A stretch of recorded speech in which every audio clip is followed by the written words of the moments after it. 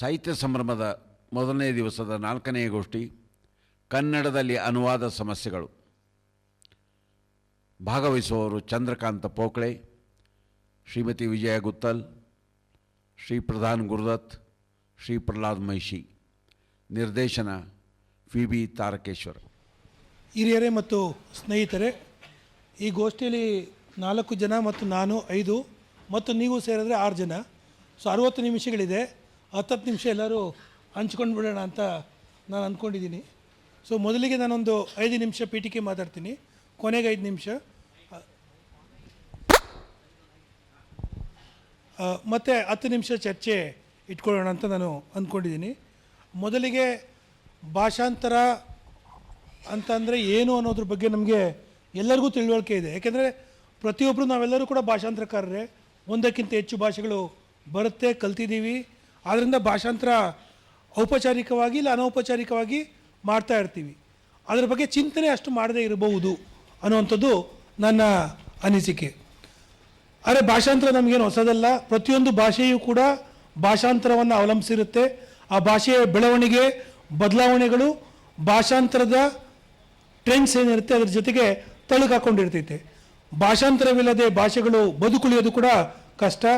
ಭಾಷೆ ಸಂಸ್ಕೃತಿ ಒಂದೇ ಅಂತ ಅಂದ್ಕೊಳ್ಳೋದಾದರೆ ಸಂಸ್ಕೃತಿಯ ಉಳಿವಿಗೆ ಭಾಷಾಂತರ ಅಗತ್ಯ. ಅದು ಇತರ ಸಂಸ್ಕೃತಿಗಳೊಂದಿಗೆ ನಾವು ಅನುಸಂಧಾನ ಮಾಡುವ ಕ್ರಮಗಳನ್ನು ಭಾಷಾಂತರ ನಮಗೆ ಸೂಚಿಸುತ್ತೆ ಅಂತ ನಾನು ಅಂದ್ಕೊಂಡಿದ್ದೀನಿ.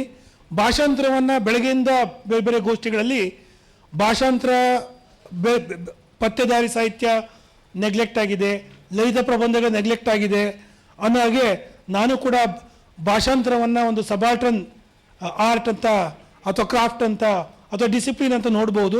ಆದರೆ ನನಗೆ ಕನ್ನಡದಲ್ಲಿ ಇನ್ನೊಂದು ಏನು ಅನಿಸಿದೆ ಅಂತಂದರೆ, ಈಗ ಸಾಮಾನ್ಯವಾಗಿ ನಾವು ಭಾಷಾಂತರಕಾರನ 2ನೇ ದರ್ಜೆಯವರು ಅಂತ ನೋಡ್ತಾರೆ.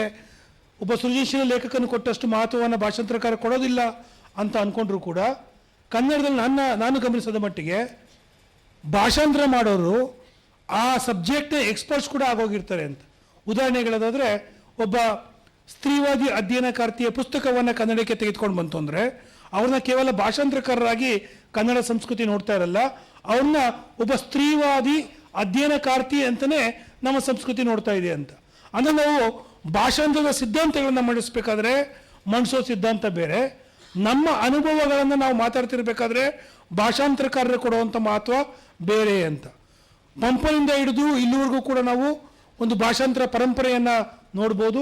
ಅದಕ್ಕೂ ಮುಂಚೆ ಆದರೆ ಶಾಸನಗಳಲ್ಲೂ ಕೂಡ ದ್ವಿಭಾಷಿಕ ಶಾಸನಗಳಿರ್ತವೆ. ಅಂದರೆ ಒಂದು ಭಾಷೆಯಲ್ಲಿ ರಚನೆಯಾಗಿ ಮತ್ತೊಂದು ಭಾಷೆಯಲ್ಲಿ ಭಾಷಾಂತರವಾಗಿ 2 ರೂಪಗಳನ್ನು ಒಂದೇ ಶಾಸನದಲ್ಲಿ ಸಂಸ್ಕೃತ ಮತ್ತು ಕನ್ನಡದಲ್ಲಿ ಕೊಟ್ಟಿರುವಂಥ ಉದಾಹರಣೆಗಳನ್ನು ಕೂಡ ನೋಡ್ಬೋದು. ಆದ್ದರಿಂದ ಭಾಷೆಯ ಎಷ್ಟು ಹಳೆಯದು ಅಂತ ನಾವು ಕ್ಲೈಮ್ ಮಾಡ್ಕೊಳ್ತೀವೋ ಭಾಷಾಂತರ ಚಟುವಟಿಕೆಯು ಕೂಡ ಅಷ್ಟೇ ಹಳೆಯದು ಅಂತ ಆಗುತ್ತೆ ಅಂತ.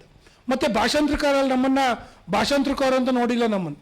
ನಾವು ಅವ್ರನ್ನ ಅಭಿನವ ಪಂಪ ಅಂತನೋ ಅಥವಾ ಬಸವಶಾಸ್ತ್ರಿಗಳನ್ನಾದ್ರೆ ಅಭಿನವ ಕಾಳಿದಾಸ ಅಂತನೋ ಇಲ್ಲ ಕುಮಾರವ್ಯಾಸ ಅಂತನೋ, ಅಂದರೆ ಅವರ ಉತ್ತರಾಧಿಕಾರಿಗಳನ್ನಾಗಿ ಅಥವಾ ಅವರ ಒಂದು ಹೊಸ ಅವತಾರವಾಗಿ ನಾವು ಭಾಷಾಂತರಕಾರನ್ನ ನೋಡಿದ್ದೀವಿ. ಅಂದರೆ ಆತನ ಉತ್ತರಾಧಿಕಾರಿ ಈತ, ವ್ಯಾಸನ ಉತ್ತರಾಧಿಕಾರಿ ಈತ. ಅಂದರೆ ಕುಮಾರ ಅನ್ನೋ ಅರ್ಥದಲ್ಲೂ ಕೂಡ ಹೌದು, ಮತ್ತು ವಾರಸುದಾರ ಅನ್ನೋ ಅರ್ಥದಲ್ಲೂ ಕೂಡ ನಾವು ನೋಡ್ತಾ ಇದ್ವಿ. ಆದ್ದರಿಂದ ಭಾಷಾಂತರಕಾರರಿಗೆ ಬಹಳ ಮಹತ್ವವನ್ನು ಕೊಟ್ಟಂಥ ಸಂಸ್ಕೃತಿ ನಮ್ಮದು. ಆದರೆ ಇತ್ತೀಚೆಗೆ ಅಂದರೆ ಮುದ್ರಣ ತಂತ್ರಜ್ಞಾನ ಬಂದ ನಂತರ, ಒಂದು ಕಾಪಿ ರೈಟ್ ಎನ್ನುವಂಥದ್ದು ಪ್ರಚಾರಕ್ಕೆ ಬಂದ ನಂತರ, ಲೇಖಕ ಎನ್ನುವನಿಗೆ ಮಹತ್ವ ಬಂದ ನಂತರ ಎಲ್ಲೋ ನಾವು ಭಾಷಾಂತರಕಾರರನ್ನು ಪಾಶ್ಚಿಮದಲ್ಲೂ ಕೂಡ ಅಷ್ಟೇ, ಇಲ್ಲೂ ಅಷ್ಟೇ, ಒಂದು ಮೂಲವನ್ನು ಅವಲಂಬಿಸಿರುವವರು, ಮೂಲ ಲೇಖಕರನ್ನು ಅವಲಂಬಿಸಿರುವವರು ಎನ್ನುವ ರೀತಿಯಲ್ಲಿ ನೋಡುವ ಒಂದು ಪರಿಪಾಠ ಬೆಳೆದು ಬಂದಿದೆ. ಆದರೆ ಭಾಷಾಂತರಕಾರರ ಅನುಭವಗಳು ಬಹಳ ಭಿನ್ನವಾಗಿರ್ತವೆ ಅಂತ ನಾನು ಭಾವಿಸ್ಕೊಂಡಿದ್ದೀನಿ. ಯಾಕೆಂದರೆ ನನಗೆ ಎಷ್ಟೋ ಜನ ಭಾಷಾಂತರ ಕೊಟ್ಟಾಗ ಏನು ಹೇಳ್ತಾರೆ ಅಂತಂದರೆ, ಮುಖ್ಯವಾಗಿ ನಾನು ರಿಸರ್ಚ್ ಓರಿಯೆಂಟೆಡ್ ಆರ್ಟಿಕಲ್ಸ್ಗಳು ಮಾಡಬೇಕಾದ್ರೆ ಕನ್ನಡದಲ್ಲಿ ಯಾರೋ ಬರೆದಿರ್ತಾರೆ, ಇಂಗ್ಲೀಷಿಗೆ ತಂದು ಕೊಡ್ತಾರೆ. ಅವ್ರು ಹೇಳೋವಂಥದ್ದು, ನಿಮ್ಗೆ ಹೇಗೆ ಕಾಣಿಸುತ್ತೋ ಹಾಗೆ ಇಂಪ್ರೂವ್ ಮಾಡಿ ಅಂತ.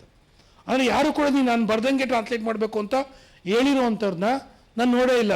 ಅಂದರೆ ಸಂಶೋಧನಾ ಲೇಖನಗಳನ್ನು ಇಂಗ್ಲೀಷಿಗೆ ನಾನು ಭಾಷಾಂತರ ಮಾಡಬೇಕು ಅಂತ ಯಾರಾದ್ರು ನಾನು ಕೇಳ್ಕೊಂಡಾಗ, ಅಂದರೆ ಭಾಷಾಂತರಕಾರನ ಯಾರು ಕೂಡ ಒಂದು ಅಂಕುಶದಲ್ಲಿಟ್ಟು ನೋಡಿರುವಂಥ ಪ್ರಸಂಗಗಳು ಕಮ್ಮಿ. ನಮ್ಮ ಆಧುನಿಕ ಸಾಹಿತ್ಯದಲ್ಲಿ ನೋಡಿದ್ರು ಕೂಡ BM ಶ್ರೀ ಅವರು ತೆಗೆದುಕೊಂಡಂಥ ಒಂದು ಸ್ವಾತಂತ್ರ್ಯ ಏನಿದೆ ಆ ಇಂಗ್ಲೀಷ್ ಕವನಗಳು, ಮತ್ತು ಅದು ನಮ್ಮ ಸಾಹಿತ್ಯ ಸಂಸ್ಕೃತಿಯಲ್ಲಿ ಉಂಟು ಮಾಡಿದ ಪರಿಣಾಮಗಳೇನಿವೆ ಅವುಗಳು ಬಹಳ ಮಹತ್ವವಾದದ್ದು. ಸೊ ಈ ರೀತಿಯಾಗಿ ಭಾಷಾಂತರ ಒಂದು ಬಹಳ ಮಹತ್ವದ ಕಲೆಯಾಗಿದೆ.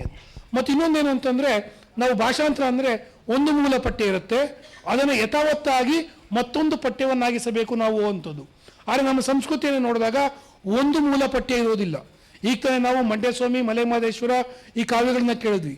ಪ್ರತಿ ಸರಿ ನೀವು ಆಡಿಸಿ, ಪ್ರತಿ ಸರಿ ಅವು ಹೊಸ ಕಾವ್ಯಗಳಾಗಿ ನಮಗೆ ಕೇಳಿಸ್ತಾ ಇರುತ್ತೆ. ಆಡೋರು ಅದನ್ನು ಬದಲಾಯಿಸಿ ಹೇಳ್ತಾರೆ. ಅಂದರೆ ಅದನ್ನು ಅವರು 8 ಗಂಟೆಗಳ ಕಾಲ ಹಿಗ್ಗಿಸಬಲ್ಲರು, 2 ಗಂಟೆಗಳ ಕಾಲ ಕುಗ್ಗಿಸಬಲ್ಲರು ಅಂತ. ಅಂದರೆ ಪ್ರತಿ ಸರಿ ಆಡಿದಾಗೂ ಕೂಡ ಅವರು ಹೊಸದಾಗಿ ಅದನ್ನು ರಚನೆ ಮಾಡ್ತಾ ಇರ್ತಾರೆ. ನಾವು ಮೌಖಿಕ ಕಾವ್ಯಗಳಿಗೆ ಹೋದಾಗ, ಮೌಖಿಕ ಪಠ್ಯಗಳಿಗೆ ಹೋದಾಗ ಒಂದು ಮೂಲ ಪಠ್ಯ ಎನ್ನುವುದಿರೋದಿಲ್ಲ. ಈ ಲಿಖಿತ ಪಠ್ಯಗಳಿಗೆ ಹೋದ್ರೂ ಕೂಡ ಅಷ್ಟೇ, ನೀವು ಮಹಾಭಾರತ ರಾಮಾಯಣ ಅಂತ ತೆಗೆದುಕೊಂಡ್ರು ಸಂಸ್ಕೃತದಲ್ಲಿ ಒಂದು ಪಠ್ಯ ಇರೋದಿಲ್ಲ, ಒಂದು 25-30 ಹಸ್ತಪ್ರತಿಗಳು ಸಿಗುತ್ತೆ. ಹಸ್ತಪ್ರತಿಗಳ ನಡುವೆಯೇ ವ್ಯತ್ಯಾಸ ಇರುತ್ತೆ ಅಂತ. ಸೊ ಒಂದು ಮೂಲ ಪಠ್ಯ, ಒಂದು ಅಧಿಕೃತ ಪಠ್ಯ ಎನ್ನುವಂಥದ್ದು ಮೂಲದಲ್ಲಿಯೂ ಇಲ್ಲ. ಹಾಗೆಯೇ ಒಂದು ಮೂಲ ಪಠ್ಯ ಅಂತ ಇಲ್ಲದೆ ಇರಬೇಕಾದ್ರೆ ಬಹುಕೃತ ಭಾಷಾಂತರ ಪಠ್ಯಗಳು ಕೂಡ ಇರೋದಕ್ಕೆ ಸಾಧ್ಯ ಇದೆ. ನಮ್ಮಲ್ಲಿ ನೋಡ್ತು ಅಂತಂದರೆ ಒಂದು ಮಹಾಭಾರತ ಹಲವಾರು ಮಹಾಭಾರತಗಳಾಗಿ ಬರುತ್ತೆ, ಒಂದು ರಾಮಾಯಣ ಹಲವಾರು ರಾಮಾಯಣಗಳಾಗಿ ಬರುತ್ತೆ. ಹಾಗೆಯೇ ಆಧುನಿಕ ಸಂದರ್ಭದಲ್ಲಿಯೂ ಅಷ್ಟೇ ಕಾಳಿದಾಸನ ಭಾಷಾಂತರ ಮಾಡಿದ ನಮ್ಮಲ್ಲಿ ಎಷ್ಟೋ ಭಾಷಾಂತರಕಾರರಿದ್ದಾರೆ. ಶೇಕ್ಸ್ಪಿಯರ್ನ ಭಾಷಾಂತರಗಳು ಒಂದೇ ಪಠ್ಯ ಹಲವಾರು ಪಠ್ಯಗಳಾಗಿ ಮೂಡು ಬಂದಿದೆ ಅಂತ.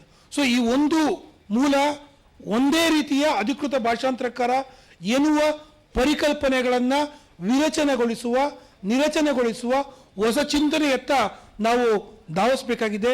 ಆ ಒಂದು ದೃಷ್ಟಿಯಿಂದ ಇಲ್ಲಿ ಕನ್ನಡದ ಪ್ರಮುಖ ಭಾಷಾಂತರಕಾರರು ಇಲ್ಲಿದ್ದಾರೆ.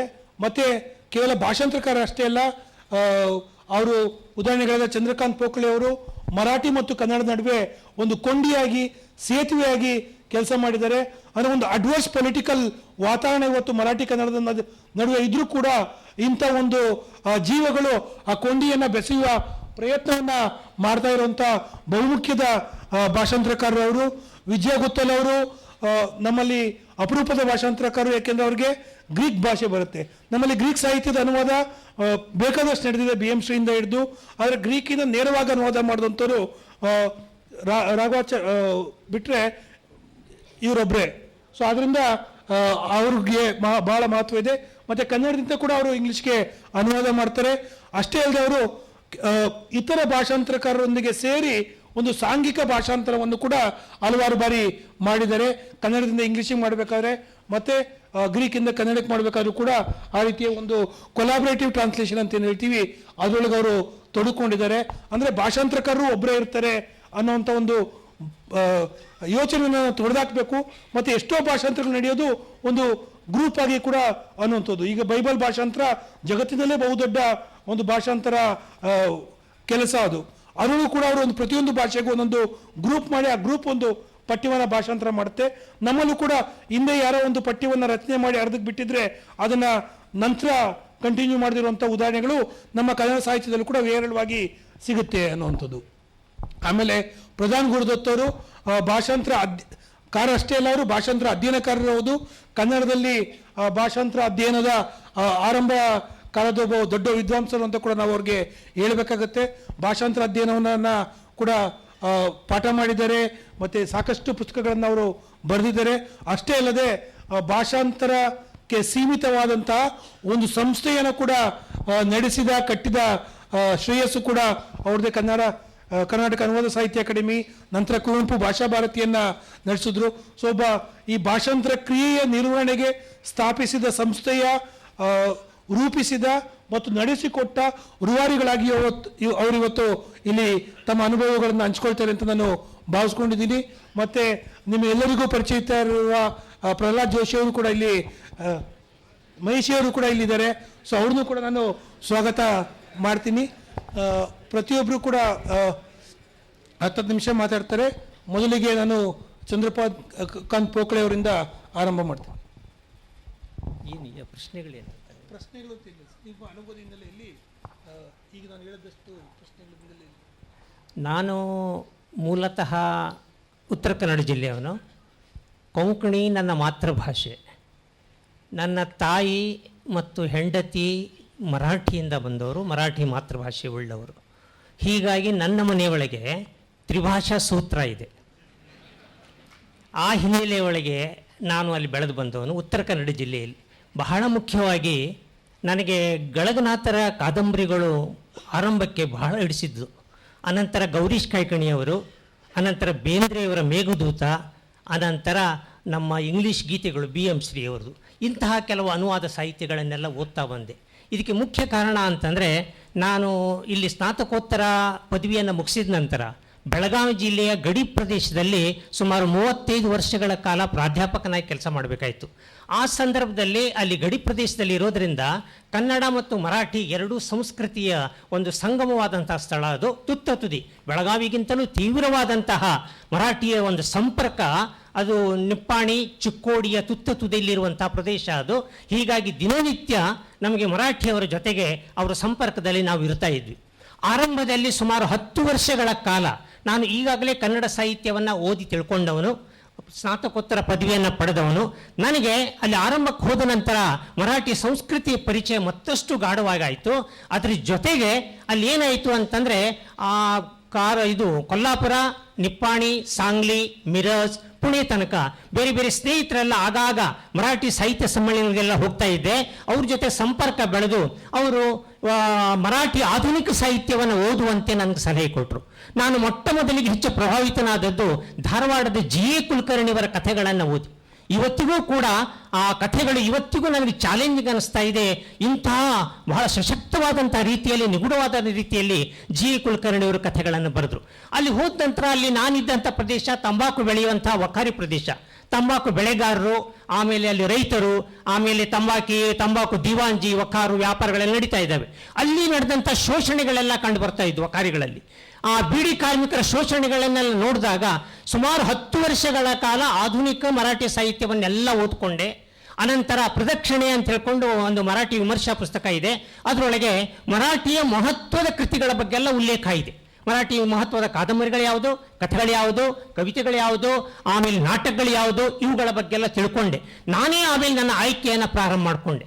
ಆ ಆಯ್ಕೆಯನ್ನು ಮೊಟ್ಟ ಮೊದಲಿಗೆ ಹೇಗೆ ಪ್ರಾರಂಭ ಮಾಡಿಕೊಂಡೆ ಅಂತಂದರೆ, ನಿಪ್ಪಾಣಿಯಲ್ಲಿ ಮಹಾದೇವ ಮೋರೆ ಅಂತೇಳಿ ಒಬ್ಬ ಲೇಖಕರಿದ್ದರು. ನನಗೆ ವಿಚಿತ್ರ ಅನಿಸಿದ್ದಂದರೆ, ನಿಪ್ಪಾಣಿಯ ತಂಬಾಕು ವಕಾರ ಕಾರ್ಮಿಕರ ಶೋಷಣೆಗಳನ್ನು, ಕ್ಲೀನರ್ ಡ್ರೈವರ್ಗಳ ಕಥೆಗಳನ್ನು, ಅವರ ಯಾತನೆಗಳನ್ನು, ಸಂಕಟಗಳನ್ನು ಅವರು ತಮ್ಮ ಕಥೆಗಳಲ್ಲೆಲ್ಲ ಬರೆದಿದ್ರು. ನಾನು ಒಂದು ದಿವಸ ಏನು ಮಾಡಿದೆ ಅಂತಂದ್ರೆ, ಅವರನ್ನು ಭೇಟಿಯಾಗಿ ಅವರ ಕಥೆಗಳಿಂದ ಆರಂಭ ಮಾಡಬೇಕು ಅಂಥೇಳಿ ಅಲ್ಲಿ ಹೋದೆ. ಒಂದು ಹಿಟ್ಟಿನ ಗಿರಣಿ, ಆ ಗಿರಣಿ ಒಳಗೆ ಒಬ್ಬ ವ್ಯಕ್ತಿ ಹಾಫ್ ಚಡ್ಡಿಯನ್ನು, ಹಾಫ್ ಪ್ಯಾಂಟ್ ಹಾಕ್ಕೊಂಡು, ಆಮೇಲೆ ಒಂದು ಖಾಕಿ ಅಂಗಿಯನ್ನು ಹಾಕ್ಕೊಂಡು ಗಿರಣಿಯಲ್ಲಿ ಕೆಲಸ ಮಾಡ್ತಾ ಇದ್ದೆ. ನಾನು ಅವ್ರಿಗೆ ಕೇಳಿದೆ, ಮಹಾದೇವ ಮೋರಿ ಅವರು ಎಲ್ಲಿದ್ದಾರೆ ಅಂತೇಳಿ. ಆ ವ್ಯಕ್ತಿ ನನ್ನ ಎದುರಿಗೆ ಬಂದು, ನಾನೇ ಮಹಾದೇವ ಮೋರಿ ಅಂತಂದ. ಇಡೀ ಮೈ ತುಂಬೆಲ್ಲ ಹಿಟ್ಟಿತ್ತು, ತಲೆ ತುಂಬೆಲ್ಲ ಹಿಟ್ಟಿತ್ತು. ಆ ಗಿರಣಿ ಒಳಗೆ ಕೆಲಸ ಮಾಡ್ತಾ ಇದ್ದ. ಅವನಿಗೆ ಮಹಾರಾಷ್ಟ್ರ ಸಾಹಿತ್ಯದ ಪುರಸ್ಕಾರ ಕೂಡ ಸಿಕ್ಕಿತ್ತು, ರಾಜ್ಯ ಸರ್ಕಾರದ ಪ್ರಶಸ್ತಿ ಕೂಡ ಸಿಕ್ಕಿತ್ತು. ನನಗೆ ಬಹಳ ಆಶ್ಚರ್ಯ ಆಯಿತು. ಯಾಕಂದರೆ ಲೇಖಕರು ಅಂತಂದರೆ ಬಹಳ ಸೊಫೆಸ್ಟಿಕೇಟೆಡ್ ಆಗಿರ್ತಾರೆ, ಬಹಳ ರಿಸರ್ವ್ ಆಗಿರ್ತಾರೆ ಅನ್ನುವಂಥ ಒಂದು ಭಾವನೆ ಇತ್ತು ನನಗೆ. ಆದರೆ ಅವರನ್ನು ನೋಡಿದಾಗ ಒಬ್ಬ ಕಾರ್ಮಿಕನಂತೆ ಆ ವ್ಯಕ್ತಿ ಕಂಡಾಗ ನನಗೆ ಶಾಕ್ ಆಯಿತು. ಅವರ ಕಥೆಗಳನ್ನು ಓದಿ ನಾನು ಪ್ರಭಾವಿತನಾದೆ. ಅಲ್ಲಿಂದ ನನ್ನ ಕಥೆ ಅಥವಾ ಭಾಷಾಂತರದ ಪ್ರಾರಂಭ ಆಯಿತು. ಅನಂತರ ಚಕ್ರ ಎನ್ನುವಂಥ ಒಂದು ಮಹತ್ವದ ಜಯವಂತ್ ದಳ್ವಿಯವರ ಇಡೀ ಮುಂಬೈ, ಇಡೀ ಏಷ್ಯಾದಲ್ಲಿಯೇ ಬಹುಶಃ ಝೋಪಡಪಟ್ಟಿಯ ಸಂಸ್ಕೃತಿ ಅಂತ ಮಹತ್ವದ ಕಾದಂಬರಿ ಬೇರೆ ಇಲ್ಲ ಅನಿಸ್ತಾ ಇದೆ. ಅಲ್ಲಿ ನನಗೆ ಶಾಂತಿನಾಥ್ ದೇಸಾಯಿ ಅವರು ಮುಖ್ಯವಾಗಿ ನನಗೇನು ಮಾಡಿದರು ಅಂತಂದರೆ, ಆ ಕಾದಂಬರಿಯ ಬಗ್ಗೆ ಗಮನ ಸೆಳೆದರು. ನಿಜವಾಗಿ ನನಗೆ ಭಾಷಾಂತರ ಕ್ಷೇತ್ರಕ್ಕೆ ಬರಲಿಕ್ಕೆ 3 ಜನರನ್ನು ನಾನು ನೆನೆಸ್ಕೊಳ್ತಾ ಇದ್ದೇನೆ. ಮೊದಲನೇದು ಶಾಂತಿನಾಥ್ ದೇಸಾಯಿ ಅವರು. ಸೃಜನಶೀಲ ಕಥೆ ಕಾದಂಬರಿಗಳು ಮಹತ್ವ ಯಾವ್ಯಾವ್ದು ಇದೆ ಮರಾಠಿ ಒಳಗೆ ಅದರ ಆಯ್ಕೆಗಳನ್ನು ಮಾಡಿ ನಾನು ಪ್ರತಿ ತಿಂಗಳು ಕೊಲ್ಲಾಪುರಕ್ಕೆ ಹೋಗಿ ಅವರನ್ನು ಭೇಟಿ ಆಗ್ತಾ ಇದ್ದೆ.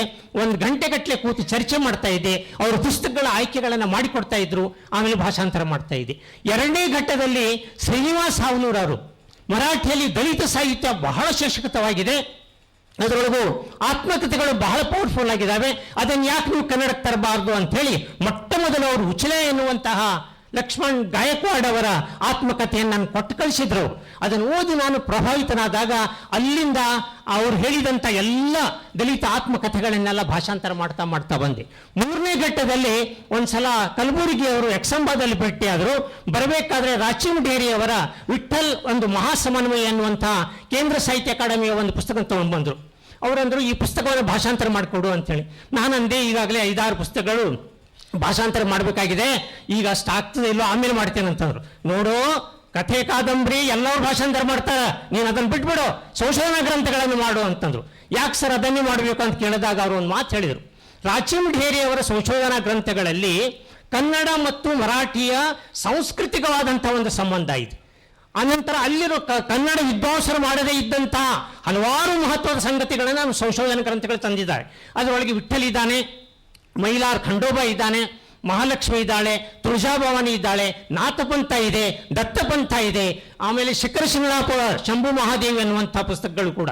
ಇದನ್ನು ಸರ್ಜಿ ಅವರು ಶಿವಾಜಿ ಮೂಲ ಕನ್ನಡ ನೆಲ ಅಂತ ಹೇಳ್ಕೊಂಡು ಇವತ್ತಿಗೆ ಬಹಳ ಜನಪ್ರಿಯವಾದಂಥ ಪುಸ್ತಕ ಅದು. ಈ ಪುಸ್ತಕಗಳೆಲ್ಲ ನಾವು ಏನು ಮಾಡಿದ್ವಿ ಅಂತಂದರೆ ಅವರ ಮಾರ್ಗದರ್ಶನದಲ್ಲಿ ನಾವು ಈ ಸಂಶೋಧನಾ ಗ್ರಂಥಗಳನ್ನು ಭಾಷಾಂತರ ಮಾಡುವಂಥ ಕೆಲಸವನ್ನು ಕೈಕೊಂಡ್ವಿ. ಇತ್ತೀಚೆಗೆ ಅವರು ಹೇಳಿದ ಹಾಗೆ ಆದಿಲ್ ಶಾಹಿಯ ಸಾಹಿತ್ಯ ಸಂಪುಟವನ್ನು ಕೂಡ ಅವರ ನೇತೃತ್ವದಲ್ಲಿ ಕೃಷ್ಣ ಕೊಲ್ಲಾರ್ ಕುಲಕರ್ಣಿ ಅವರ ಜೊತೆಗೆ ಸುಮಾರು 18 ಸಂಪುಟಗಳ ಒಂದು ಉರ್ದು ಮತ್ತು ಫಾರ್ಸಿ ಭಾಷೆಯಿಂದ ಕನ್ನಡಕ್ಕೆ ತರುವಂತಹ ಒಂದು ಕೆಲಸವನ್ನು ಅವರು ಹಮ್ಮಿಕೊಂಡಿದ್ದಾರೆ. ಈಗ 6 ಸಂಪುಟಗಳು ಬಿಡುಗಡೆ ಆಗಿದ್ದಾವೆ.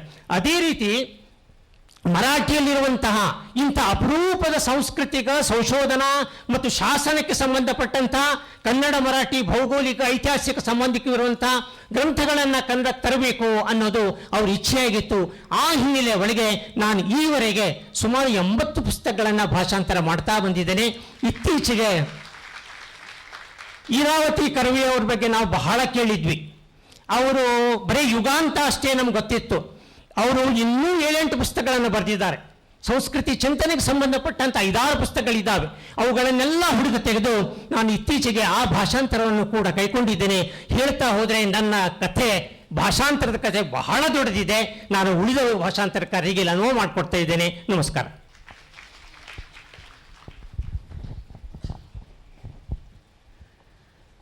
ಚಂದ್ರಕಾಂತ್ ಪೋಕಳೆ ಅವರು ಇಲ್ಲಿವರೆಗೆ ತಮ್ಮ ಅತ್ಯಂತ ರೋಚಕವಾದಂಥ ಅನುಭವವನ್ನು ನಮ್ಮ ಮುಂದಿಟ್ಟಿದ್ದಾರೆ. ಅಷ್ಟು ದೊಡ್ಡ ಕತೆ ನಂದೇನಿಲ್ಲ, ಆದರೂ ನನ್ನ ಕಥೆಯನ್ನು ನಾನಿಲ್ಲಿ ಹೇಳಲಿಕ್ಕೆ ಬಯಸ್ತೇನೆ. ನಾನು ಈ ಭಾಷಾಂತರ ಕ್ಷೇತ್ರಕ್ಕೆ ಬಂದದ್ದು ಒಂದು ಆಕಸ್ಮಿಕ ಅಂತಲೇ ಹೇಳಬೇಕು.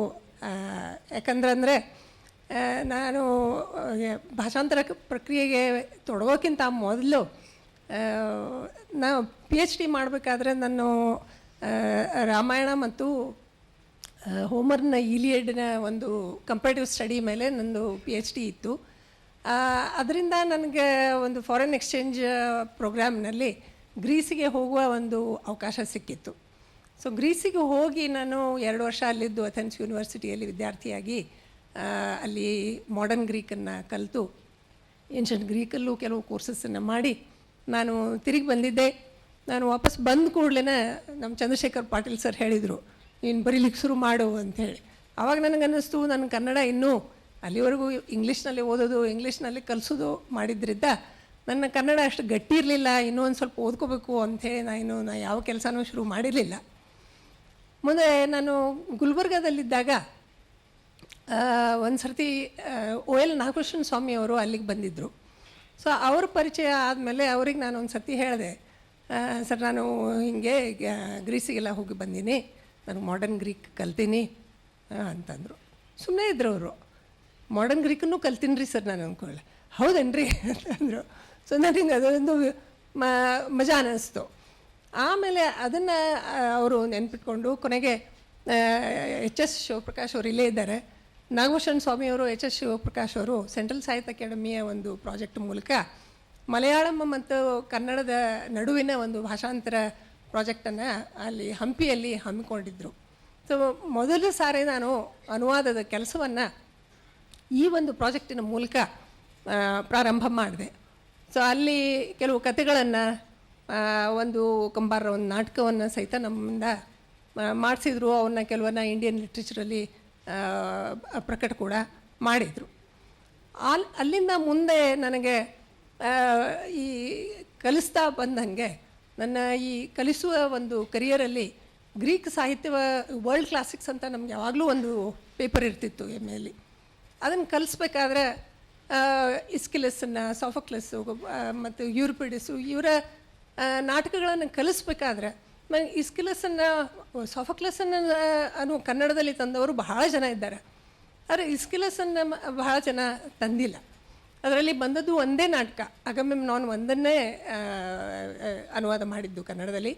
ಸೊ ಈ ಅಗಮೆಮ್ನಾನ್ ಈ ಇಡೀ ತ್ರಿವಳಿ ಏನದ ಒರೆಸ್ತಿಯ ತ್ರಿವಳಿ ಅಂತ ನಾವೇನು ಹೇಳ್ತೀವಿ, ಅದರಲ್ಲಿ ಒಂದು ಅತ್ಯಂತ ಪ್ರಬಲ ಪಾತ್ರ ಅಂಥೇಳಿ ಅನ್ನಿಸ್ಕೊಳ್ಳೋ ಈ ಕ್ಲೈಟಮ್ನೆಸ್ಟನ ಪಾತ್ರ ನನ್ನನ್ನು ಬಹಳ ನನ್ನ ಕುತೂಹಲ ಕೆರಳಿಸಿತ್ತು. ಇಡೀ ನಾಟಕ ಜಗತ್ತಿನಲ್ಲೇ ಒಂದು ಅತ್ಯಂತ ಪ್ರಭಾವಶಾಲಿ ಪಾತ್ರ ಅಂಥೇಳಿ ಇದು ಹೆಸರಾಗಿದೆ. ಈ ಪಾತ್ರನ ನಾವು ಒಂದು ಸಾರಿ ಹಿಂದೆ ಶೇಕ್ಸ್ಪಿಯರ್ನ ಅತ್ಯಂತ ಕಠೋರವಾದ ಸ್ತ್ರೀ ಪಾತ್ರಗಳು, ಆ್ಯಕ್ಚುಲಿ ಶೇಕ್ಸ್ಪಿಯರ್ ಬಹಳಷ್ಟು ಕಠೋರ ಸ್ತ್ರೀ ಪಾತ್ರಗಳನ್ನು ಅವನು ರಚಿಸಿಲ್ಲ. ಕಿಂಗ್ ಲಿಯರಲ್ಲಿ 2, ಗೊನ್ರೆಲ್ ಆ್ಯಂಡ್ ರೀಗನ್, ಮತ್ತು ಮ್ಯಾಕ್ಬೆತ್ತಲ್ಲಿ 1, ಅದು ಲೇಡಿ ಮ್ಯಾಕ್ಬೆತ್. ಸೊ ಲೇಡಿ ಮ್ಯಾಕ್ಬೆತ್ಗೂ ಮತ್ತು ಕ್ಲೈಟಮ್ನೆಸ್ಟ್ರಾಳಿಗೂ ನಾನು ಒಂದು ತೌಲನಿಕ ಒಂದು ಪ್ರಬಂಧವನ್ನು ಮಾಡಿದ್ದೆ. ಹಾಗಾಗಿ ಆಮೇಲೆ ನನಗೆ ಈ ಕ್ಲೈಟಮ್ನೆಸ್ಟ್ರಾ ಈ ಗ್ರೀಕ್ ಇತಿಹಾಸದಲ್ಲೇ ಒಂದು ಪೌರಾಣಿಕ ಇತಿಹಾಸದಲ್ಲಿ ಬ್ಯಾಟಲ್ ಆಫ್ ಟ್ರಾಯ್ ಅಂತ ನಾವೇನು ಕರಿತೀವಿ, ಈ ಟ್ರಾಯ್ನಲ್ಲಿ ಅಧಿಪತಿಯಾಗಿ 10 ವರ್ಷ ಅಲ್ಲಿ ಯುದ್ಧ ಮಾಡಿ ಮರಳಿ ಏನು ಬರ್ತಾನೆ ಆಕೆ ಗಂಡ ಅರಸ ಅಗಮೆಮ್ನಾನ್, ಅವನು ಅರಮನೆಯನ್ನು ಪ್ರವೇಶ ಮಾಡಿದ್ದೇ ಅವನನ್ನು ಕೊಚ್ಚಿ ಹಾಕಿ ತನ್ನ ಸೇಡನ್ನು ತೀರಿಸ್ಕೊಂಡೆ ಅಂಥೇಳಿ ಯಾವ ರೀತಿ ಒಂದು ವಿಜೃಂಭಿಸ್ತಾಳೆ, ಅದು ನನಗೆ ಭಾಳ ಆ ಒಂದು ಶಿಖರ ಗಳಿಗೆ ಏನದ ಆ ನಾಟಕದ್ದು ಕುತೂಹಲಕಾರಿ ಅಂತ ಅನ್ನಿಸ್ತಿತ್ತು. ಸೊ ಆಮೇಲೆ ಆ ಇಡೀ ಒಂದು ಏನು ತ್ರಿವಳಿ ಇದೆಯಲ್ಲ, ಅದೊಂದು ಅದನ್ನು ಒಂದು ಪೌರಾಣಿಕ ಕಥೆಯ ಹಿನ್ನೆಲೆಯಲ್ಲೂ ನಾವು ಓದ್ಬೋದು, ಅದನ್ನು ಒಂದು ವಿಶಾಲವಾದ ಅರ್ಥದಲ್ಲಿ ಸಹಿತ ನಾವು ಅದನ್ನು ಓದ್ಕೋಬಹುದು. ಅದರಲ್ಲಿ ಅದು ಈ ತ್ರಿವಳಿ ಅಂತ ಅನ್ನೋದು ಪೂರ್ವದ ಗ್ರೀಕ್ ನಾಟಕಗಳಲ್ಲಿ ಅತ್ಯಂತ ಮೊದಲಿನದು. ಆದರೂ ಸಹಿತ ಅದರಲ್ಲಿ ನಾಟಕೀಯ ಭಾವತೀವ್ರತೆ ನಮಗೆ ಸಿಗ್ತದೆ, ಅದರಲ್ಲಿ ಒಂದು ತಾತ್ವಿಕತೆ ಅದ, ಒಂದು ದಾರ್ಶನಿಕನ ಒಂದು ದೃಷ್ಟಿಕೋನ ನಮ್ಗೆ ಸಿಗ್ತದೆ, ಅಂದಿನ ಸಮಾಜದ ಒಂದು ನಂಬಿಕೆಗಳು ಆಶಯಗಳು ಕೂಡ ನಮ್ಗೆ ಅದರಲ್ಲಿ ದೊರೀತಾವೆ. ಹಾಗಾಗಿ ಅದನ್ನು ಟ್ರಾನ್ಸ್ಲೇಷನಿಗೆ ನಾನು ಎತ್ಕೋಬೇಕು ಅಂಥೇಳಿ ಪ್ರಯತ್ನ ಮಾಡಿದೆ. ಅದಕ್ಕೆ ಶಿವಪ್ರಕಾಶ್ ಅವರು ಇದ್ದಾಗ ಬೆಂಗಳೂರಲ್ಲಿ ಅಗ್ರಹಾರ ಅವರು ಮತ್ತು ಶಿವಪ್ರಕಾಶ್ ಅವರು ಅಲ್ಲಿ ಬಂದಿದ್ದರು. ನಾನೇನೋ ಆಕಸ್ಮಿಕವಾಗಿ ಅಲ್ಲಿ ಹೋಗಿದ್ದೆ. ಸೊ ಅಲ್ಲಿಂದ ಒಂದು ಅದನ್ನು ಮಾಡೋ ಒಂದು ಪ್ರಾಜೆಕ್ಟ್ ನನಗೆ ಕೊಟ್ಟರು. ಅಲ್ಲಿಂದ ನಾನು ಶುರು ಮಾಡಿಕೊಂಡೆ. ಸೊ ಇದು ಆ ನಾಟಕವನ್ನು ಮಾಡಿದಾಗ ನನಗೆ ಬಹಳಷ್ಟು ಸಮಸ್ಯೆಗಳು ಎದುರಾಗ್ತಿದ್ವು. ಯಾಕಂದರೆ ನಮ್ಮ ಒಂದು ಸಮಾಜದ ಪರಿಸರಕ್ಕೂ ಮತ್ತು ಆ ಗ್ರೀಕ್ ನಾಟಕದ ಒಂದು ಪರಿಸರಕ್ಕೂ ಬಹಳ ಅಂತರ ಇರ್ತಿತ್ತು ಅಂತ ಹೇಳಿ ಈ ಒರೆಸ್ತಿಯ ತ್ರಿವಳಿಯನ್ನು ಮಾಡಿದ ಮೇಲೆ ನಾನು ಕವಾಫಿಯನ್ನು ಮಾಡಿದೆ. ಆಮೇಲೆ ಕವಾಫಿಯ ಕೆಲವು ಗೀತೆಗಳನ್ನು, ಆಮೇಲೆ ನೊಬೆಲ್ ಪ್ರಶಸ್ತಿ ಪಡೆದಂಥ ಗ್ರೀಕ್ ಕವಿ ಎಲಿತಿಸ್ನ ಕವನಗಳನ್ನು ಮಾಡಿದ್ದೀನಿ. ಇವರು ತಾರಕೇಶ್ವರ ಅವರು ಹೇಳ್ದಂಗೆ ವಚನಗಳ ಟ್ರಾನ್ಸ್ಲೇಷನ್ ಪ್ರಾಜೆಕ್ಟ್ನಲ್ಲಿ ನಾಗಭೂಷಣ ಸ್ವಾಮಿಯವ್ರ ಜೊತೆಗೆ ಕನ್ನಡ ಯೂನಿವರ್ಸಿಟಿಯಿಂದ ಮಾಡಿದಾಗ ಮತ್ತು ನಮ್ಮ ಪ್ರೊಫೆಸರ್ ಆದ ಕಲಬುರ್ಗಿ ಸರ್ ಅವರ ನೇತೃತ್ವದಲ್ಲಿ ಮಾಡಿದ ಒಂದು ಬಸವ ಸಮಿತಿಯ ಒಂದು ಪ್ರಾಜೆಕ್ಟ್ನಲ್ಲಿ ಸಹಿತ ನಾವು ವಚನಗಳ ಅನುವಾದಗಳನ್ನು ನಾನು ಮಾಡಿದ್ದೀನಿ. ಸೊ ಇದು ನನ್ನ ವಚನದ ಒಂದು ಅನುವಾದದ ಅನುಭವ.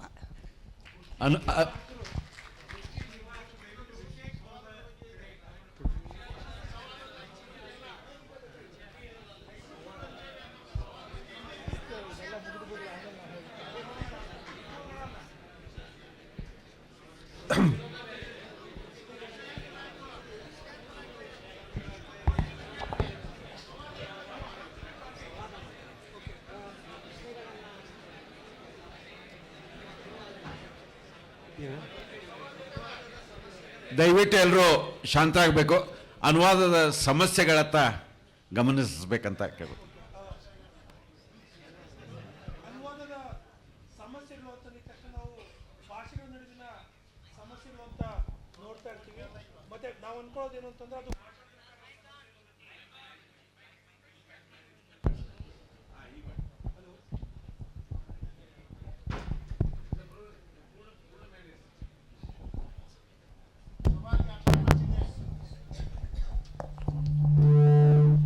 ಸಾಮಾನ್ಯವಾಗಿ ಭಾಷಾಂತರದ ಸಮಸ್ಯೆಗಳು ಅಂತ ಮಾತಾಡಿದಾಗೆಲ್ಲ ನಾವೇನು ಮಾಡ್ತೀವಿ ಅಂತಂದರೆ ಭಾಷಾಂತರ ಮಾಡೋದಕ್ಕೆ ಸಾಧ್ಯ.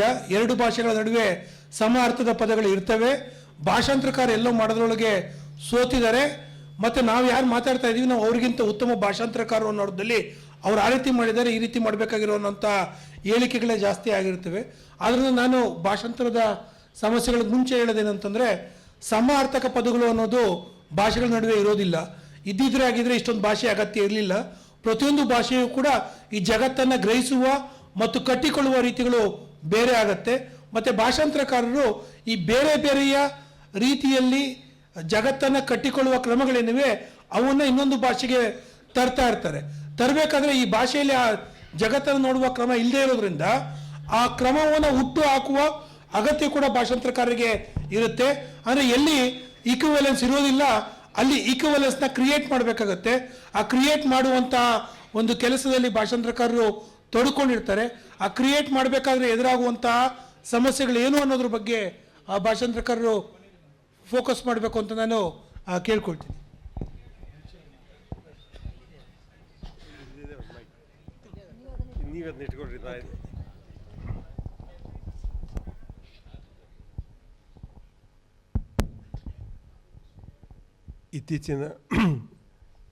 ಇತ್ತೀಚಿನ ದಿವಸಗಳಲ್ಲಿ ಕರ್ನಾಟಕದ ಎಲ್ಲ ವಿಶ್ವವಿದ್ಯಾಲಯಗಳಲ್ಲಿ ಕನ್ನಡ ಭಾಷೆಯಲ್ಲಿ ಸ್ನಾತಕೋತ್ತರ ಕ್ಲಾಸ್ಗಳನ್ನು ಪದವಿಯನ್ನು ಕಲಿಸಲಾಗ್ತದೆ.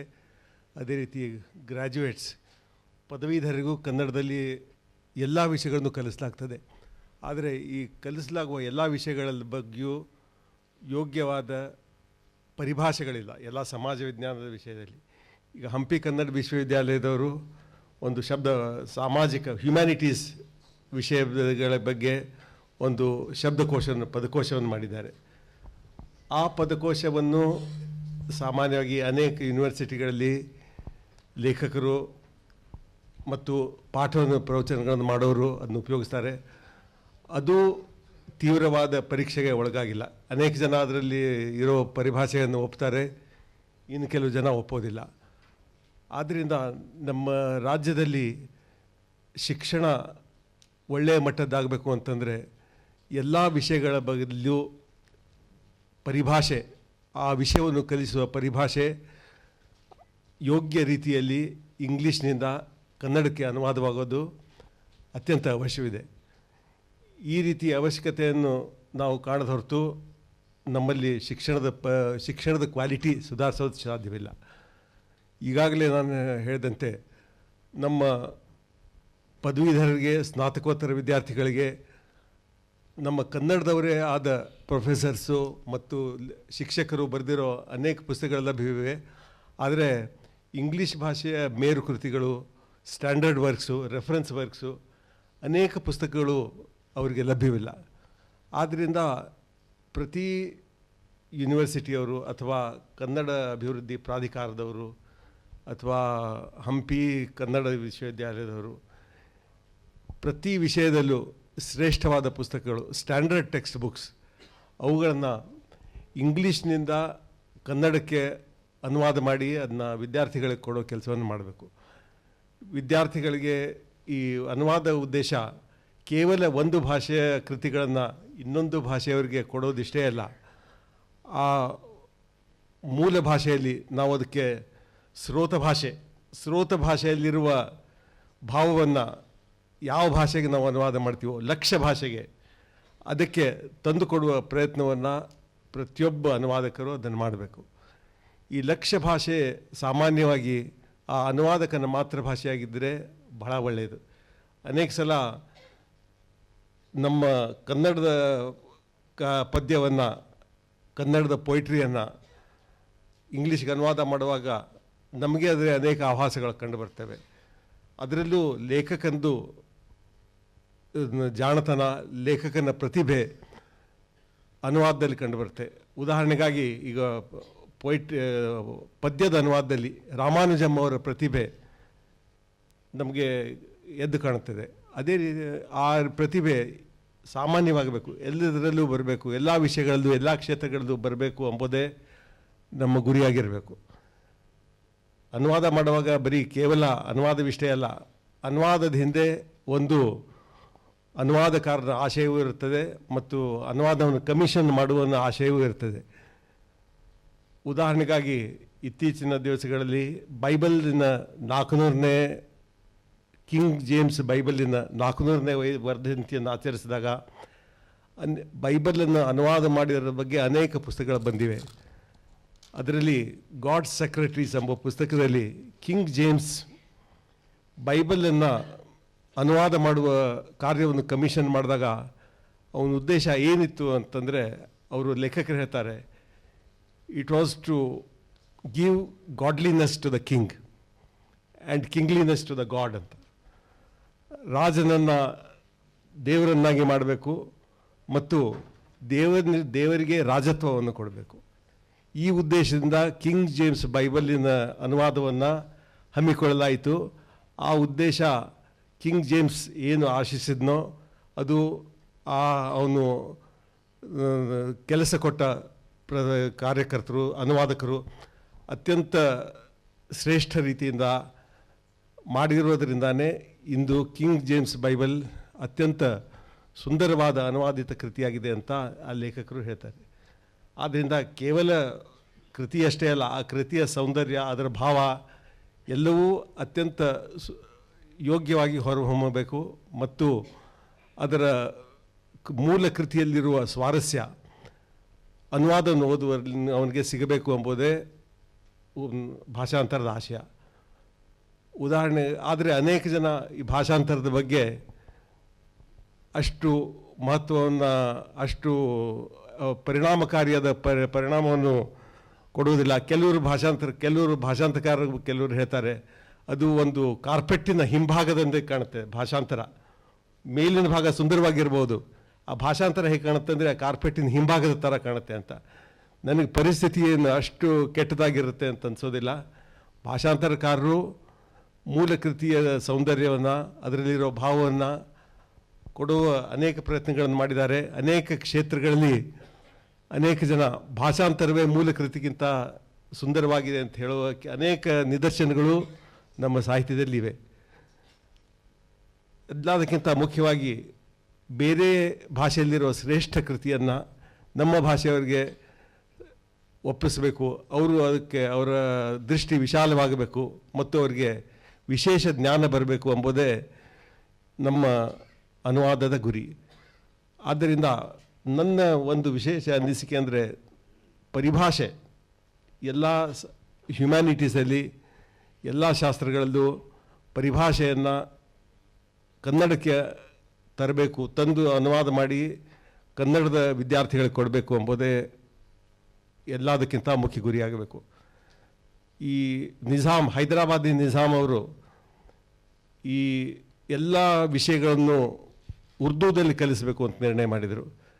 ಮೆಡಿಸಿನನ್ನು ಉರ್ದುದಲ್ಲಿ ಕಲಿಸಿದರು, ಎಂಜಿನಿಯರಿಂಗ್ ಉರ್ದುದಲ್ಲಿ ಕಲಿಸಿದರು, ಫಾರ್ಮ್ಯಾಕೋಪಿಯಾನ ಉರ್ದುದಲ್ಲಿ ಕಲಿಸಿದರು.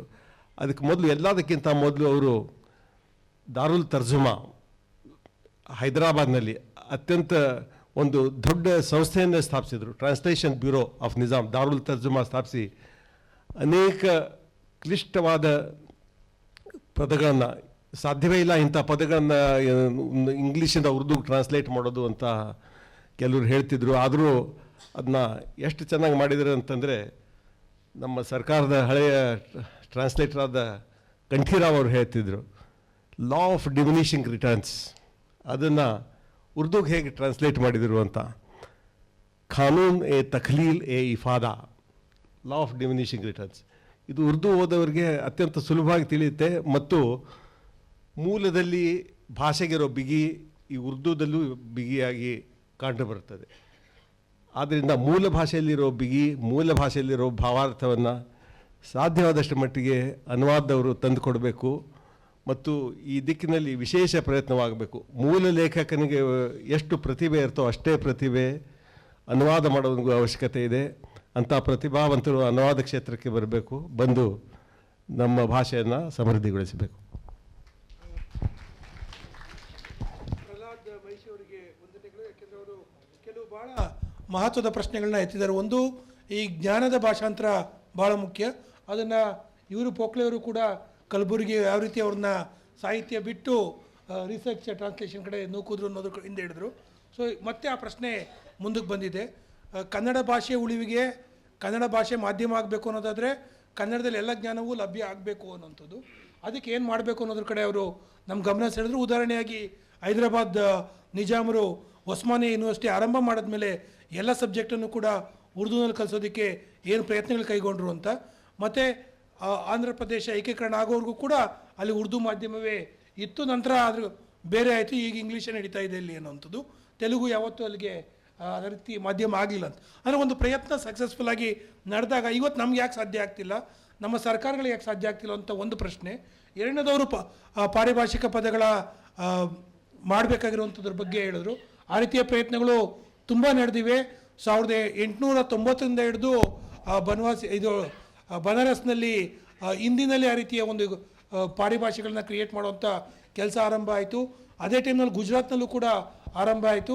ಮತ್ತು ಸ್ವಾತಂತ್ರ್ಯೋತ್ತರ ನಂತರ ಗೌರ್ಮೆಂಟ್ ಆಫ್ ಇಂಡಿಯಾದವರೇ ಆ ರೀತಿ ಒಂದು ಕಮಿಷನ್ ಮಾಡಿ ಅದನ್ನು ವೆಬ್ಬಲ್ಲಿ ಇವತ್ತು ಅವೈಲಬಲ್ ಇದೆ, ಇಡೀ ಪಾರಿಭಾಷಾ ಪದಕೋಶ ಸೈನ್ಸ್ ಸಂಬಂಧಪಟ್ಟಿದ್ದೆಲ್ಲ. ಮತ್ತು ಮೈಸೂರು ಯೂನಿವರ್ಸಿಟಿಯವರು ಕೂಡ ಕನ್ನಡಕ್ಕೆ ಸಂಬಂಧಪಟ್ಟಂಗೆ ತುಂಬ ಕೆಲಸಗಳನ್ನ 70ರ ದಶಕದಲ್ಲಿ ಮಾಡಿದ್ದಾರೆ. ಗುರುದತ್ತರು ಅದರ ಭಾಗ ಆಗಿದ್ದರು. ಮತ್ತೀಗ NTM ಅಂತ ನ್ಯಾಷನಲ್ ಟ್ರಾನ್ಸ್ಲೇಷನ್ ಮಿಷನ್ ಅಂತ ಭಾರತ ಸರ್ಕಾರದವರು ಕಳೆದ 5 ಇಯರ್ ಪ್ಲಾನ್ನಲ್ಲಿ 500 ಕೋಟಿ ರೂಪಾಯಿ ಅದಕ್ಕೆ ಮೀಸಲಿಟ್ಟು ಈ ಕೆಲಸ ಮಾಡೋದಕ್ಕೆ ಅಂತ ಹಚ್ಕೊಟ್ಟಿದ್ದಾರೆ. ಮತ್ತು ಎಲ್ಲ ಪಠ್ಯ ಪುಸ್ತಕಗಳನ್ನು ಎಲ್ಲ ಸಬ್ಜೆಕ್ಟ್ನಲ್ಲೂ ಕೂಡ ಭಾರತೀಯ ಭಾಷೆಗಳು ತರುವಂಥದ್ದು ಈ ನ್ಯಾಷನಲ್ ಟ್ರಾನ್ಸ್ಲೇಷನ್ ಮಿಷನ್ನ ಉದ್ದೇಶ. ಇವುಗಳ ಬಗ್ಗೆ ಪ್ರಧಾನ ಗುರುದತ್ತವರು ಕೂಡ ಮತ್ತಷ್ಟು ಬೆಳಕು ಚೆಲ್ಲಬೇಕು ಅಂತ ನಾನು ಕೇಳ್ಕೊಳ್ತೀನಿ.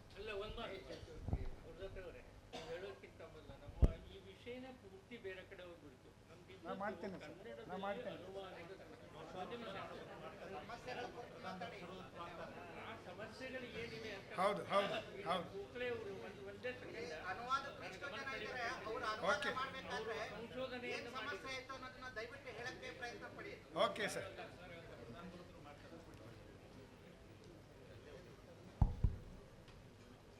ಸ್ನೇಹಿತರೆ, ಇಲ್ಲೊಂದು ಚೀಟಿನೂ ಕೂಡ ಬಂದಿದೆ, ಅನುವಾದದ ಸಮಸ್ಯೆಗಳನ್ನು ಕುರಿತು ಚಿಂತನೆಯನ್ನು ಮಂಡಿಸಲಿ ಅಂತ ಹೇಳಿ ಅಂತ.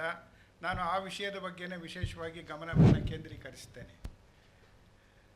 ಇದುವರೆಗೆ ಮಾತನಾಡಿದ ನನ್ನ ಮಿತ್ರರು ತಾವು ಅನುವಾದಕ್ಕೆ ತೊಡಗಿಕೊಳ್ಳೋದಕ್ಕೆ ತೊರೆತಂತಹ ಪ್ರೇರಣೆ ಇತ್ಯಾದಿಯನ್ನು ಕುರಿತು ಮಾತನಾಡಿದ್ದಾರೆ. ಮಹಿಷಿ ಅವರು ಆಗಬೇಕಾಗಿರ್ತಕ್ಕಂಥ ಕೆಲಸದ ಕಡೆಗೆ ನಮ್ಮ ಗಮನವನ್ನು ಸೆಳೆದಿದ್ದಾರೆ. ಈ ಕೆಲಸವನ್ನು ಆಗಿಸಬೇಕಾದರೆ ಇರುವ ಸಮಸ್ಯೆಗಳು ಏನು ಅನ್ನುವುದರ ಕಡೆಗೆ ನಾವು ಗಮನ ಹರಿಸಬೇಕು. ಅನುವಾದ ಈ ಹೊತ್ತು ಎಲ್ಲ ಕ್ಷೇತ್ರಗಳನ್ನು ಕೂಡ ವ್ಯಾಪಿಸಿಕೊಂಡು ಬಿಟ್ಟಿದೆ. ಒಂದೊಂದು ಕ್ಷೇತ್ರ ಸಮಸ್ಯೆ ಒಂದೊಂದು ರೀತಿಯಲ್ಲಿ ಇರತಕ್ಕಂಥದ್ದು. ಕತೆ ಕಾದಂಬರಿಗಳನ್ನು ಅನುವಾದಿಸತಕ್ಕಂಥವರ ಸಮಸ್ಯೆ ಬೇರೆ ಆಗಿರುತ್ತೆ. ವೈಜ್ಞಾನಿಕ ಮತ್ತು ಮಾನವಿಕ ಗ್ರಂಥಗಳನ್ನು ಅನುವಾದಿಸುವವರ ಸಮಸ್ಯೆ ಬೇರೆ ಆಗಿರುತ್ತೆ. ಇಂಟರ್ಪ್ರಿಟರ್ಸು, ಸೈಮಲ್ಟೇನಿಯಸ್ ಟ್ರಾನ್ಸ್ಲೇಷನ್ಸ್, ಏಕಕಾಲಿಕ ಭಾಷಾಂತರ ಇತ್ಯಾದಿ ಮಾಡ್ತಕ್ಕಂಥವರು, ದುಭಾಷಿಗಳು, ಇವರ ಸಮಸ್ಯೆ ಬೇರೆ ಆಗಿರುತ್ತೆ.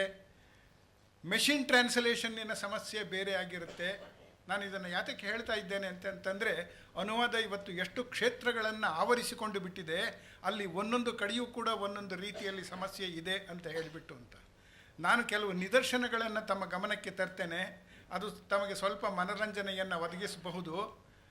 ನಾನು ಯಾರನ್ನೂ ಕೂಡ ದೂಷಿಸೋದಕ್ಕೋಸ್ಕರವಾಗಿ ಇವನ್ನು ಹೇಳ್ತಾ ಇಲ್ಲ ಅನ್ನೋದನ್ನು ಸ್ಪಷ್ಟಪಡಿಸಿ ಹೇಳ್ತೇನೆ. ನಮ್ಮಲ್ಲಿ ಒಬ್ಬರು ಪ್ರಾಧ್ಯಾಪಕರಿದ್ದರು ಮೈಸೂರು ವಿಶ್ವವಿದ್ಯಾನಿಲಯದಲ್ಲಿ. ಪರೀಕ್ಷೆ ವಿಚಾರದಲ್ಲಿ ಟ್ಯಾಬ್ಯುಲೇಟರ್ಸು, ಅದನ್ನು ಅಂಕಗಳನ್ನು ಭರ್ತಿ ಮಾಡ್ತಕ್ಕಂಥವ್ರು ಇರ್ತಾರೆ, ಅದನ್ನು ಪರಿಶೀಲಿಸಿದ ಮಾಡ್ತಕ್ಕಂಥವ್ರು ಇನ್ನೊಬ್ಬರು ಇರ್ತಾರೆ ಅಂತ ಹೇಳಿ ಅಂತ. ಒಂದು ವಿಷಯದ್ದು ರಿಸಲ್ಟ್ಸನ್ನೇ ಅನೌನ್ಸ್ ಮಾಡಲಿಲ್ಲ. ಎಲ್ಲರಿಂದಲೂ ಕೂಡ ಅಂಕಪಟ್ಟಿಗಳು ಬಂದಿದ್ರೂ ಕೂಡ. ನಮ್ಮ ಕಂಟ್ರೋಲರ್ ಆಫ್ ಎಕ್ಸಾಮಿನೇಷನ್ಸ್ ಅವಾಗೆ ಇದ್ದದ್ದು, ಈಗ ಅದನ್ನು ಕುಲಸಚಿವರು ಮೌಲ್ಯಮಾಪನ ಅಂತ ಕರೀತಾ ಇದ್ದಾರೆ. ಅವರು ಕರೆಸಿ ಕೇಳಿದಾಗ ಅದು ಯಾವುದೋ ದರಿದ್ರ ಒಂದು ಶಬ್ದದ್ದು ಇದು ಮಾತ್ರ ಬಂದಿಲ್ಲ, ಒಂದು ಸಬ್ಜೆಕ್ಟ್ದು ಮಾತ್ರ ಬಂದಿಲ್ಲ, ಅಗ್ರಿಗೇಟ್ ಅಂತ ಇದೆಯಲ್ಲ ಸರ್, ದರಿದ್ರ ಅದೊಂದು ಬಂದಿಲ್ಲ, ಅದೊಂದು ಬಂದುಬಿಟ್ರೆ ನಾನು ಎಲ್ಲನೂ ಅನೌನ್ಸ್ ಮಾಡಿಬಿಡ್ತೇನೆ ಅಂತ ಹೇಳಿಬಿಟ್ಟು ಅಂತ. ಅವತ್ತಿನಿಂದ ಮೈಸೂರು ವಿಶ್ವವಿದ್ಯಾನಿಲಯದಲ್ಲಿ ಅವರಿಗೆ ಅಗ್ರಿಗೇಟ್ ಪ್ರೊಫೆಸರ್ ಅಂತಲೇ ಹೆಸರು ಬಂದುಬಿಡ್ತು. ಇದು ನಾವು ವಿಷಯಗಳನ್ನು ಸರಿಯಾಗಿ ಗ್ರಹಿಸದೇ ಇದ್ದರೆ ಏನಾಗುತ್ತೆ ಅನ್ನತಕ್ಕಂಥದ್ದು. ಸಾಮಾನ್ಯ ಭಾಷಾಂತರಕಾರರನ್ನು ಕೂಡ ಎರಡು ಭಾಷೆಯ ಮೇಲೆ ಪ್ರಭುತ್ವ ಇದೆ ಅಂತ ಹೇಳಿಬಿಟ್ಟು ಅಂತಂದರೆ ಒಂದು ಭಾಷೆಯಲ್ಲಿ ಬಳಕೆಯಾಗಿರತಕ್ಕಂತಹ ಶಬ್ದ ಇನ್ನೊಂದು ಭಾಷೆಯಲ್ಲಿ ಯಾವ ಅರ್ಥದಲ್ಲಿ ಬಳಕೆಯಾಗಿದೆ ಅನ್ನತಕ್ಕಂಥದ್ದನ್ನು ಖಚಿತವಾಗಿ ತಿಳಿದುಕೊಂಡಿರಬೇಕು ಅಂತ ಹೇಳಿಬಿಟ್ಟು ಅಂತ. ಇದು ನಮ್ಮ ಪ್ರೊಫೆಸರ್ ಒಬ್ಬರು ಮಾಡಿದ್ದಿದ್ದಲ್ಲ.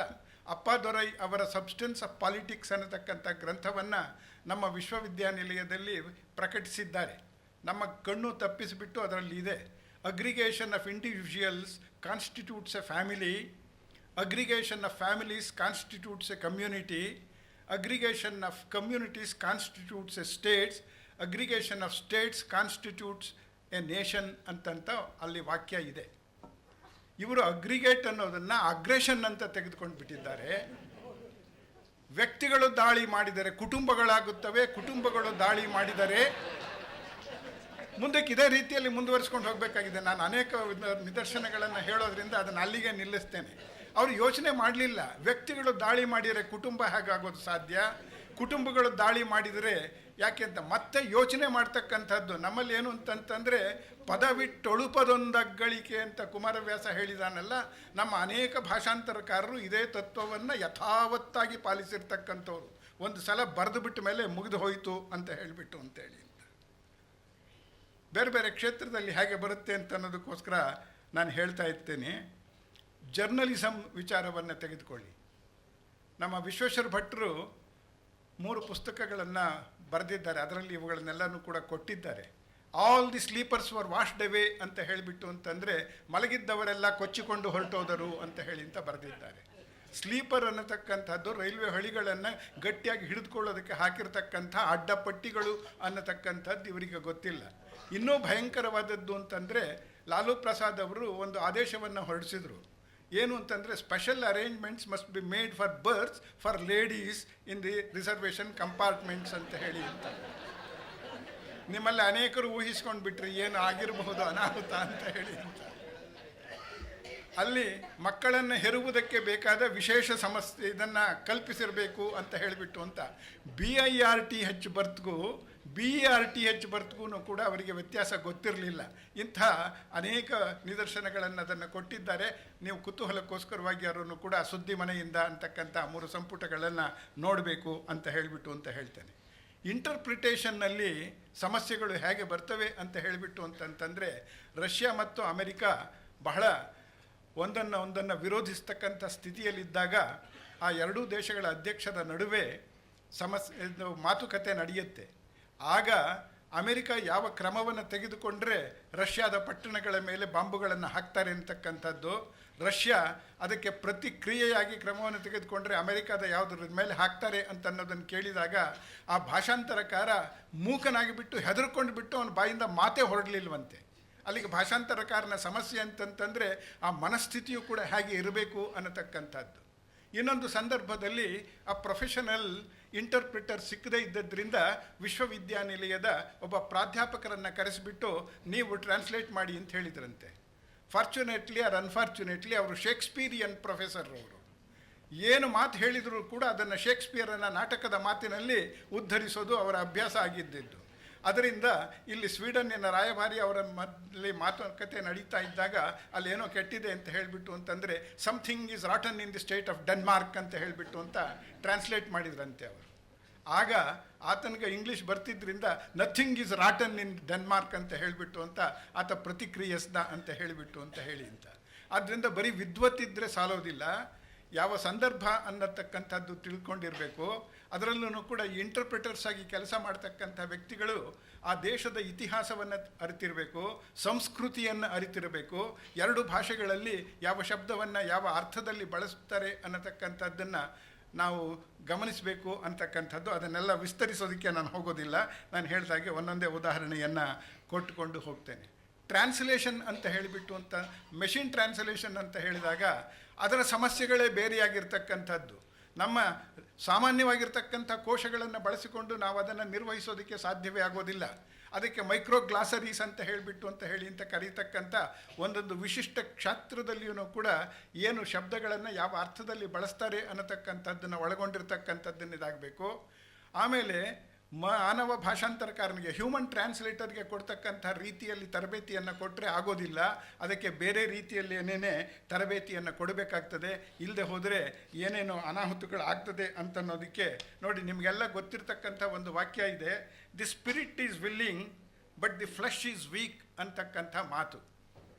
ಇದು ಏನು ಅಂತಂದರೆ, ಮನಸ್ಸಿಗೆ ಇಚ್ಛೆ ಇದ್ರೂ ಕೂಡ ಮೈಗೆ ಆಗ್ತಾ ಇಲ್ಲ, ಶರೀರಕ್ಕೆ ಶಕ್ತಿ ಇಲ್ಲ ಅದನ್ನು ಮಾಡೋದಕ್ಕೆ ಅಂತ ಹೇಳಿಬಿಟ್ಟು ಅಂತ ಹೇಳಿ ಅಂತ.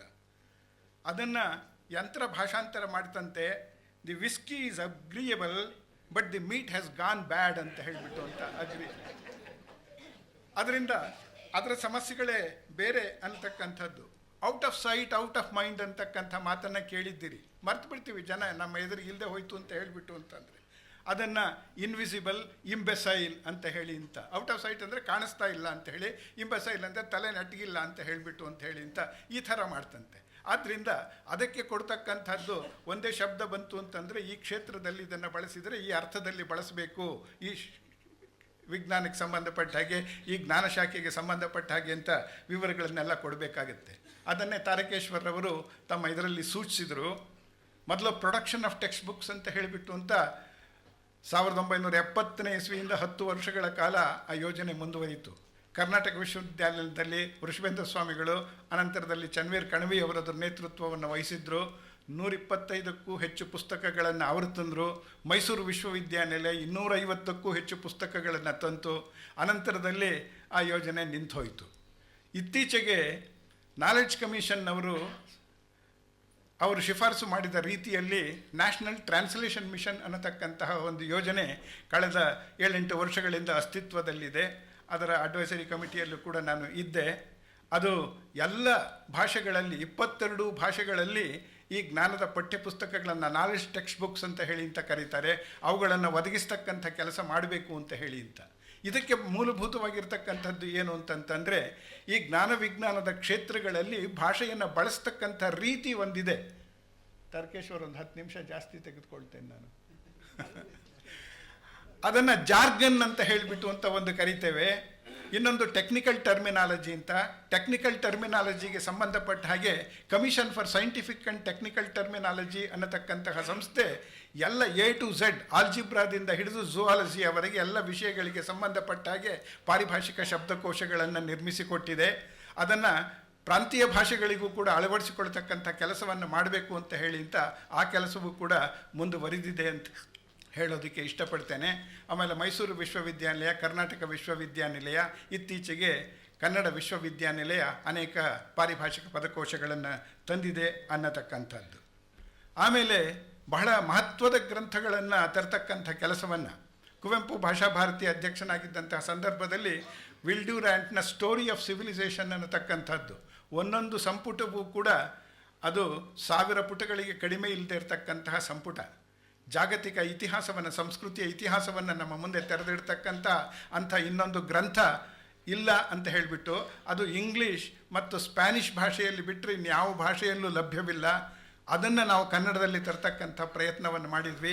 ಈಗಾಗಲೇ 6 ಸಂಪುಟಗಳು ಬಂದಿವೆ, ಇನ್ನು ಉಳಿದ ಸಂಪುಟಗಳು ಅಚ್ಚಿನ ಸಿದ್ಧತೆಯಲ್ಲಿ ಇದೆ ಅಂತ ಹೇಳಿಬಿಟ್ಟು ಅಂತ. ಇನ್ನೊಂದು J.D. ಬರ್ನಾಲ್ ಅನ್ನತಕ್ಕಂಥವನು ದಿ ಸೈನ್ಸ್ ಇನ್ ಹಿಸ್ಟ್ರಿ ಅಂತ ಹೇಳಿಬಿಟ್ಟು ಅಂತ. ಆ 4 ಸಂಪುಟಗಳಲ್ಲಿ ಇತಿಹಾಸದಲ್ಲಿ ಏನೇ ಬೆಳವಣಿಗೆಗಳಾದರೂ ಕೂಡ, ವೈಜ್ಞಾನಿಕ ಬೆಳವಣಿಗೆಗಳಾದರೂ ಕೂಡ, ಯಾವ ವಿಜ್ಞಾನದ ತತ್ವಗಳು ಬದಲಾವಣೆ ಆಗೋದಿಲ್ಲವೋ ಅವುಗಳನ್ನೆಲ್ಲ ಶೇಖರಿಸಿ ಕೊಟ್ಟಿದ್ದಾನೆ ಬರ್ನಾಲ್ ಅಂತ ಹೇಳಿ ಅಂತ. ಅದರದ್ದೂ ಕೂಡ 4 ಸಂಪುಟಗಳನ್ನು ನಾವು ತಂದಿದ್ದೇವೆ. ಕನ್ನಡ ಭಾಷೆ ಅತ್ಯಂತ ಸಮೃದ್ಧವಾಗಿರ್ತಕ್ಕಂತಹ ಭಾಷೆ, ಅದರಲ್ಲಿ ಯಾವುದನ್ನೂ ಕೂಡ ತರುವುದು ಅಸಾಧ್ಯವಲ್ಲ ಅನ್ನತಕ್ಕಂಥದ್ದಕ್ಕೆ ನಿದರ್ಶನವಾಗಿ ಸಂಪುಟಗಳನ್ನು ನಾವು ತೋರಿಸಿಕೊಟ್ಟಿದ್ದೇವೆ. ಆದ್ದರಿಂದ ನಮ್ಮಲ್ಲಿ ನಾವು ಮಾಡಬೇಕಾಗಿರ್ತಕ್ಕಂಥದ್ದೇನು ಅಂತಂತಂದರೆ, ನಮ್ಮ ವಿಜ್ಞಾನ ಅಧ್ಯಾಪಕರಿಗೆ ಅನೇಕರಿಗೆ ನಾನು ನಿದರ್ಶನಗಳನ್ನು ಕೂಡ ಹೇಳಬಹುದು. Ancient Egyptians use to prepare maps and tablets prepared out of clay ಅಂತಕ್ಕಂಥದ್ದು ನಕ್ಷಾಶಾಸ್ತ್ರವನ್ನು ಕುರಿತ ಒಂದು ಗ್ರಂಥ. ಅದರ ಮೊದಲ ವಾಕ್ಯ ಅದರಲ್ಲಿ ಟ್ಯಾಬ್ಲೆಟ್ ಅಂತ ಬಂದಿದೆ ಅಂತಂತಂದರೆ 20 ವರ್ಷಗಳ ಕಾಲ ಭೂಗೋಳಶಾಸ್ತ್ರವನ್ನು ಬೋಧಿಸಿದ್ದಂತಹ ಪ್ರಾಧ್ಯಾಪಕರಿಗೆ ಟ್ಯಾಬ್ಲೆಟ್ ಅಂದರೆ ಏನು ಅಂತ ಅರ್ಥ ಗೊತ್ತಿಲ್ಲ. ಜೇಡಿ ಮಣ್ಣಿನ ಮಾತ್ರೆಗಳ ಮೇಲೆ ಭೂಪಟಗಳನ್ನು ರಚಿಸುತ್ತಿದ್ದರು ಅಂತ ಹೇಳಿ ಅಂತ ಬರೆದಿದ್ದಾರೆ. ಟೇಬಲ್ ಅನ್ನೋದು ದೊಡ್ಡದು, ಟ್ಯಾಬ್ಲೆಟ್ ಅಂದರೆ ಚಿಕ್ಕದು, ಅದಕ್ಕಿಂತಲೂ ಕೂಡ ನಾವೆಲೆಟ್ ಈ ರೀತಿ ಇರ್ತಕ್ಕಂಥದ್ದು. ಆದ್ದರಿಂದ ನಮ್ಮ ಪ್ರಾಧ್ಯಾಪಕರುಗಳಿಗೆ ಅವರ ವಿಜ್ಞಾನದ ವಿಷಯಗಳನ್ನು ಹೇಳಿ ಹೇಳಿ ಅದು ಒಂದು ರೀತಿ ಗಿಣಿಪಾಠ ಆಗಿಬಿಟ್ಟಿರುತ್ತದೆ. ಅದನ್ನೇ ಒಪ್ಪಿಸ್ತಾ ಇರ್ತಾರೆ. ಅನೇಕ ವೇಳೆ ಅವರಿಗೆ ವಿಷಯಗಳೇ ಗೊತ್ತಿರುವುದಿಲ್ಲ. ನಾನು ಇದನ್ನು ಅಗೌರವದಿಂದ ನಾನು ಹೇಳ್ತಾ ಇಲ್ಲ, ಆದರೆ ಇದು ನಮ್ಮ ಗಮನಕ್ಕೆ ಬಂದಿರತಕ್ಕಂತಹ, ನಾವು ಅನುಭವಿಸಿರ್ತಕ್ಕಂಥ ವೇದನೆಯಿಂದ ಹೇಳ್ತಾ ಇರತಕ್ಕಂತಹ ಮಾತು ಇದು. ಇಂಥದ್ದು ಅನೇಕವಾಗಿದೆ. ಬ್ರಿಟಿಷರ್ಸ್ ಹ್ಯಾಡ್ ಎಸ್ಟಾಬ್ಲಿಷ್ಡ್ ಫ್ಯಾಕ್ಟರೀಸ್ ಅಂತ ಹೇಳಿಬಿಟ್ಟು ಅಂತ ಹೇಳಿ ಇಂಥ ಒಂದು ಬಂತು ಅಂತಂದರೆ ಕಾರ್ಖಾನೆಗಳನ್ನು ಸ್ಥಾಪಿಸಿದ್ರು ಅಂತ. ಮೈಸೂರು ಕೂಡ ಅದರಲ್ಲಿ ಒಂದು. ಮೈಸೂರಿನಲ್ಲಿ ಬ್ರಿಟಿಷರು ಸ್ಥಾಪಿಸಿದಂಥ ಕಾರ್ಖಾನೆ ಎಲ್ಲಿದೆ ಅಂತ ಕೇಳಿದೆ ನಾನು ಪ್ರಾಧ್ಯಾಪಕರನ್ನ. ನನಗೇನು ಗೊತ್ತಾ ಪುಸ್ತಕದಲ್ಲಿ ಇದೆ ಅಂತ ಹೇಳಿಬಿಟ್ಟು ಅಂತಂದರು. ಆಮೇಲೆ ನೋಡಿ, ಫ್ಯಾಕ್ಟ್ರಿ ಅನ್ನೋದಕ್ಕೆ ಏನಂತ ಅರ್ಥ ಇದೆ ಅಂತ. ಫ್ಯಾಕ್ಟ್ರಿ ಅನ್ನೋದಕ್ಕೆ ಇನ್ನೊಂದು ಅರ್ಥ ಮಳಿಗೆ, ಕೋಠಿ ಅಂತಲೂ ಕೂಡ ಅರ್ಥ ಇದೆ. ಲ್ಯಾನ್ಸ್ಡೌನ್ಸ್ ಬಿಲ್ಡಿಂಗಲ್ಲಿ ಆ ಕೋಠಿಯನ್ನು ತೆರೆದಿದ್ರು ಅಂತ ಹೇಳಿ ಅಂತ. ಹೀಗೆ ಗೊತ್ತಿಲ್ಲದೆ ಇರತಕ್ಕಂಥದ್ದು. ಇನ್ನೊಂದು ಲೈಟ್ ಮೈಕ್ರಾಸ್ಕೋಪ್ ಅಂತ ಕೇಳಿದ್ದೀರಿ. ಎರಡೇ ಮೈಕ್ರಾಸ್ಕೋಪ್ ಇರೋದು, ಲೈಟ್ ಮೈಕ್ರಾಸ್ಕೋಪು, ಇನ್ನೊಂದು ಎಲೆಕ್ಟ್ರಾನ್ ಮೈಕ್ರಾಸ್ಕೋಪ್ ಅಂತ ಹೇಳಿಬಿಟ್ಟು ಅಂತ. ಲೈಟ್ ಮೈಕ್ರಾಸ್ಕೋಪ್ ಅಂತಂದರೆ ಲಘು ಸೂಕ್ಷ್ಮದರ್ಶಕ ಅಂತ ಹೇಳಿ ಅಂತ ಬರೆದಿದ್ದಾರೆ ನಮ್ಮ ಪ್ರಾಧ್ಯಾಪಕರು. ನಾನು ಲಕ್ಷ್ಮಣರಾಯರನ್ನು ಕೇಳಿದೆ ಯಾಕೆ ಹೀಗೆ ಬರೆದಿದ್ದಾನೆ ಅಂತ. ಲ್ಯಾಬ್ರೇಟ್ರಿಲಿ ಎಲ್ಲಿ ಬೇಕೋ ಎಡಗೈಲಿ ಎತ್ಕೊಂಡೋಗಿ ಇಟ್ಕೊಂಡ್ಬಿಡ್ತಾನಲ್ಲ, ಅದಕ್ಕೋಸ್ಕರ ಲಘು ಸೂಕ್ಷ್ಮದರ್ಶಕ ಅಂತ ಬರೆದಿದ್ದಾನೆ. ಬೆಳಕಿನಲ್ಲಿ ನಾವು ನೋಡಿ ಅದನ್ನು ಇದು ಮಾಡ್ತೇವೆ ಅಂತ ಅನ್ನೋದಕ್ಕೋಸ್ಕರವಾಗಿ ಅದು ಇರ್ತಕ್ಕಂಥದ್ದು ಲೈಟ್ ಮೈಕ್ರಾಸ್ಕೋಪ್ ಅಂತ ಹೇಳಿ ಅಂತ. ಹೀಗೆ ಮೂಲಭೂತ ವಿಷಯಗಳನ್ನೇ ಗೊತ್ತಿಲ್ಲದಿರ ನಾವು ಅನೇಕ ತಪ್ಪುಗಳನ್ನು ಮಾಡ್ತಾ ಇರ್ತೇವೆ ಅಂತ ಹೇಳಿಬಿಟ್ಟು ಅಂತ. ಅಂದರೆ ಭಾಷೆಯ ಮೇಲಿನ ಪ್ರಭುತ್ವ, ವಿಷಯ ಮೇಲಿನ ಪ್ರಭುತ್ವ ಇವೆರಡೂ ಕೂಡ ಬೇಕು. ನಮ್ಮ ಭರ್ತೃಹರಿಯ ಒಂದು ಶ್ಲೋಕವನ್ನು ಬಳಸ್ಕೊಂಡು ಹೇಳೋದು ಅಂತ ಹೇಳಿದರೆ, ಆ ಸ್ವಾತಿಯ ಹನಿ ಬಿತ್ತು ಅಂತ ಹೇಳಿಬಿಟ್ಟು ಅಂತಂತಂದರೆ ಕಪ್ಪೆ ಚಿಪ್ಪಿನೊಳಗೆ ಅದು ಮುತ್ತಾಗುತ್ತಂತೆ. ಹಾಗೆ ಭಾಷೆ ಮತ್ತು ವಿಷಯದ ಮೇಲೆ ಎರಡರ ಮೇಲೂ ಕೂಡ ಪ್ರಭುತ್ವವನ್ನು ಇವರು ಪಡೆದುಕೊಂಡಿದ್ದರು ಅಂತ ಹೇಳಿದರೆ ಮುತ್ತಿನಂತಹ ಭಾಷಾಂತರವನ್ನು ಕೊಡ್ತಾರೆ. ಇಲ್ಲದೆ ಹೋದರೆ ಏನಾಗುತ್ತೆ ಅಂತಂದರೆ ತಾವರೆಯ ಎಲೆಯ ಮೇಲೆ ಬಿದ್ದ ನೀರಿನ ಬಿಂದುಗಳ ಹಾಗೆ ಅಂತ ಹೇಳಿ ಅಂತ. ಅದು ಈ ಕಡೆ ಆ ಕಡೆ ಅಲ್ಲಾಡ್ತಾ ಇರ್ತದೆ, ಮುತ್ತಿನ ಹಾಗೆ ಕಾಣುತ್ತೆ ಅಷ್ಟೇ ನೇನೇನೆ, ಆದರೆ ಅದು ಮುತ್ತ ಅಲ್ಲ. ಹಾಗೆ ಈ ಭಾಷೆ ಮೇಲೆ ಪ್ರಭುತ್ವ ಇದ್ದು ವಿಷಯದ ಮೇಲೆ ಗೊತ್ತಿಲ್ಲದೆ ಇದ್ದರೆ ಅದು ಈ ಥರ ಆಗಿಬಿಡುತ್ತೆ ಅಂತ. ಅಥವಾ ವಿಷಯದ ಮೇಲೆ ಪ್ರಭುತ್ವ ಇದ್ದು ಭಾಷೆ ಮೇಲೆ ಪ್ರಭುತ್ವ ಇಲ್ಲದೆ ಇದ್ರೂ ಕೂಡ ಅದು ಈ ಥರದ ಸಮಸ್ಯೆಗಳನ್ನು ಸೃಷ್ಟಿಸುತ್ತೆ ಅನ್ನತಕ್ಕಂಥದ್ದು. ಮೂರನೇದೇನು ಅಂತಂತಂದರೆ ಅಧಮ ಭಾಷಾಂತರಕಾರರು. ಹೇಗೆ ಅಂತಂದರೆ, ನೀರು ಕಾದ ಕಬ್ಬಿಣದ ಮೇಲೆ ಬಿದ್ದರೆ ಆ ನೀರನ್ನು ಹೆಸರು ಕೂಡ ಹೊರಟೋಗ್ಬಿಡ್ತದೆ. ಹಾಗೆ ಪೆಸರುಂ ಮಸುಳ್ಗುಂ ಅಂತ ಹೇಳಿ ಅಂತ ಭಾಳ ಸುಂದರವಾಗಿ ಕನ್ನಡದಲ್ಲಿ ಅನುವಾದ ಮಾಡಿದ್ದಾರೆ ಅದನ್ನು. ಹಾಗೆ ವಿಷಯವೂ ಗೊತ್ತಿಲ್ಲ, ಭಾಷೆ ಮೇಲೂ ಪ್ರಭುತ್ವ ಇಲ್ಲ, ಅಂಥವ್ರ ಕೈಗೆ ಸಿಕ್ಕಿಬಿಟ್ರೆ ಅದು ಆ ಲೇಖಕನ ಸಮಾಧಿ ಅಲ್ಲಿಗೆ ಸಂಪೂರ್ಣ ಆಯಿತು ಅಂತ ಹೇಳಿಬಿಟ್ಟು ಅಂತ ನಾವು ಭಾವಿಸ್ಕೊಳ್ಬಹುದು. ಇದು ಎರಡು ಭಾಷೆಗಳು, ಅದರಿಂದ ಕೋಶ ಗೊತ್ತಿದ್ದರೆ ಕೋಶ ಇದ್ದರೆ ಅಂತ ಹೇಳಿಬಿಟ್ಟು ಅಂತ ನಾವು ಭಾವಿಸೋದಕ್ಕೆ ಸಾಧ್ಯ ಆಗಲ್ಲ. ಕೋಶಗಳು ಕೂಡ ಅನೇಕ ವೇಳೆ ನಮ್ಮನ್ನು ದಾರಿ ತಪ್ಪಿಸುತ್ತವೆ. ನಾನು ಎರಡು ನಿದರ್ಶನವನ್ನು ಆಕ್ಸ್ಫರ್ಡ್ ಇಂಗ್ಲೀಷ್ ನಿಘಂಟಿನಿಂದ ಕೊಡ್ತೇನೆ. ಒಂದು ಎಲಿಫೆಂಟಿಯಾಸಿಸ್ ಅಂತ ಹೇಳಿಬಿಟ್ಟು ಅಂತ ಹೇಳಿ ಅಂತ. ಅದರ ತಪ್ಪನ್ನು ಆಕ್ಸ್ಫರ್ಡ್ ಇಂಗ್ಲೀಷ್ ನಿಘಂಟಿನ ಕಚೇರಿಯವರೇನೆ ಒಪ್ಪಿಕೊಂಡಿದ್ದಾರೆ. ಎಲಿಫೆಂಟಿಯಾಸಿಸ್ ಅಂದರೆ A kind of cutaneous disease in which the affected part resembles the hide of N elephant ಅಂತ ಕೊಟ್ಟಿದ್ದಾರೆ. ಅಂದರೆ ಏನು ಅಂತಂದರೆ, ಎಲಿಫೆಂಟೈಸಿಯಾಸಿಸ್ ಬಂದಿದ್ದ ವ್ಯಕ್ತಿಯ ಚರ್ಮ ಆನೆ ಚರ್ಮದ ಹಾಗೆ ಅದು ಒರಟಾಗಿರುತ್ತೆ ಅಂತ ಹೇಳಿ ಅಂತ. ಎಲಿಫೆಂಟಿಯಾಸಿಸ್ ವಿಚಾರ ಗೊತ್ತಿರೋರಿಗೆ ಎಲ್ರಿಗೂ ಗೊತ್ತಿದೆ. ಆ ಚರ್ಮ ಹಾಗೆ ಒರಟಾಗಿರುವುದಿಲ್ಲ, ಒಳ್ಳೆ ಫಳ ಹೊಳೆಯುವ ಹಾಗಿರುತ್ತೆ, ಕಾಲು ಊದಿಕೊಂಡು ಬಿಟ್ಟಿರ್ತದೆ. ಅದಕ್ಕೋಸ್ಕರವೇ ಆನೆ ಕಾಲು ರೋಗ ಅಂತ ಬರೀತೇವೆ ಅಂತ ಹೇಳಿ ಅಂತ. ಅದರಿಂದ ಕೋಶವೇ ನಮ್ಮನ್ನು ದಾರಿ ತಪ್ಪಿಸಬಹುದು. ಇನ್ನೊಂದು ರ್ಯಾಂಡಮ್ ಹೌಸ್ ಡಿಕ್ಷನರಿಯಿಂದ ನಿದರ್ಶನವನ್ನು ಕೊಡ್ತಾ ಇದ್ದೇನೆ. ಗಾಂಧಿ ಅನ್ನತಕ್ಕಂಥ ಹೆಸರು ತಮ್ಮೆಲ್ಲರಿಗೂ ಕೂಡ ಗೊತ್ತಿದೆ. ನಾನು ಸಾಮಾನ್ಯವಾಗಿ ನನ್ನ ವಿದ್ಯಾರ್ಥಿಗಳನ್ನು ಪ್ರಶ್ನೆ ಕೇಳ್ತೇನೆ, ಗಾಂಧಿ ನಾಥೂರಾಮ್ ಗೋಡ್ಸೆ ಗುಂಡೇಟು ತಿಂದು ಸಾಯ್ದೇ ಇದ್ದಿದ್ದರೆ ಹೇಗೆ ಸಾಯ್ತಾ ಇದ್ರು ಅಂತ ಹೇಳಿ ಅಂತ. ಉಪವಾಸ ಮಾಡಿ ಸಾಯ್ತಾ ಇದ್ರು ಸರ್ ಅಂತಾರೆ. 30-35 ದಿವಸ ಉಪವಾಸ ಮಾಡಿದ್ರು ಆ ಬಡಪಿಂಡ ಸಾಯ್ತಾ ಇರಲಿಲ್ಲ ಗಾಂಧಿ. ಅದಕ್ಕೋಸ್ಕರ ಅದು ಸಾಧ್ಯ ಇಲ್ಲ ಕಣಪ್ಪ ಅಂತ ಹೇಳಿ ಅಂತ. ವಯಸ್ಸಾಗಿ ಸಾಯ್ತಾ ಇದ್ರು ಅಂತ. ಎಲ್ಲರೂ ಸಾಯೋದು ಹಾಗೇನೇನೆ, ವಯಸ್ಸಾದ ಮೇಲೆ ಸಾಯೋದು, ಅದರಿಂದ ಅದು ಉತ್ತರ ಅಲ್ಲ ಅಂತ. ಹೇಗೆ ಸಾಯ್ತಾ ಇದ್ರು ಅಂದರೆ, ರ್ಯಾಂಡಮ್ ಹೌಸ್ ಡಿಕ್ಷನರಿ ಬಂದ ಮೇಲೆ ಅದನ್ನು ನೋಡಿದರೆ ಮಾರನೇ ದಿವಸ ಗಾಂಧೀಜಿ ಆತ್ಮಹತ್ಯೆ ಮಾಡ್ಕೋತಾ ಇದ್ರು ಅಂತ.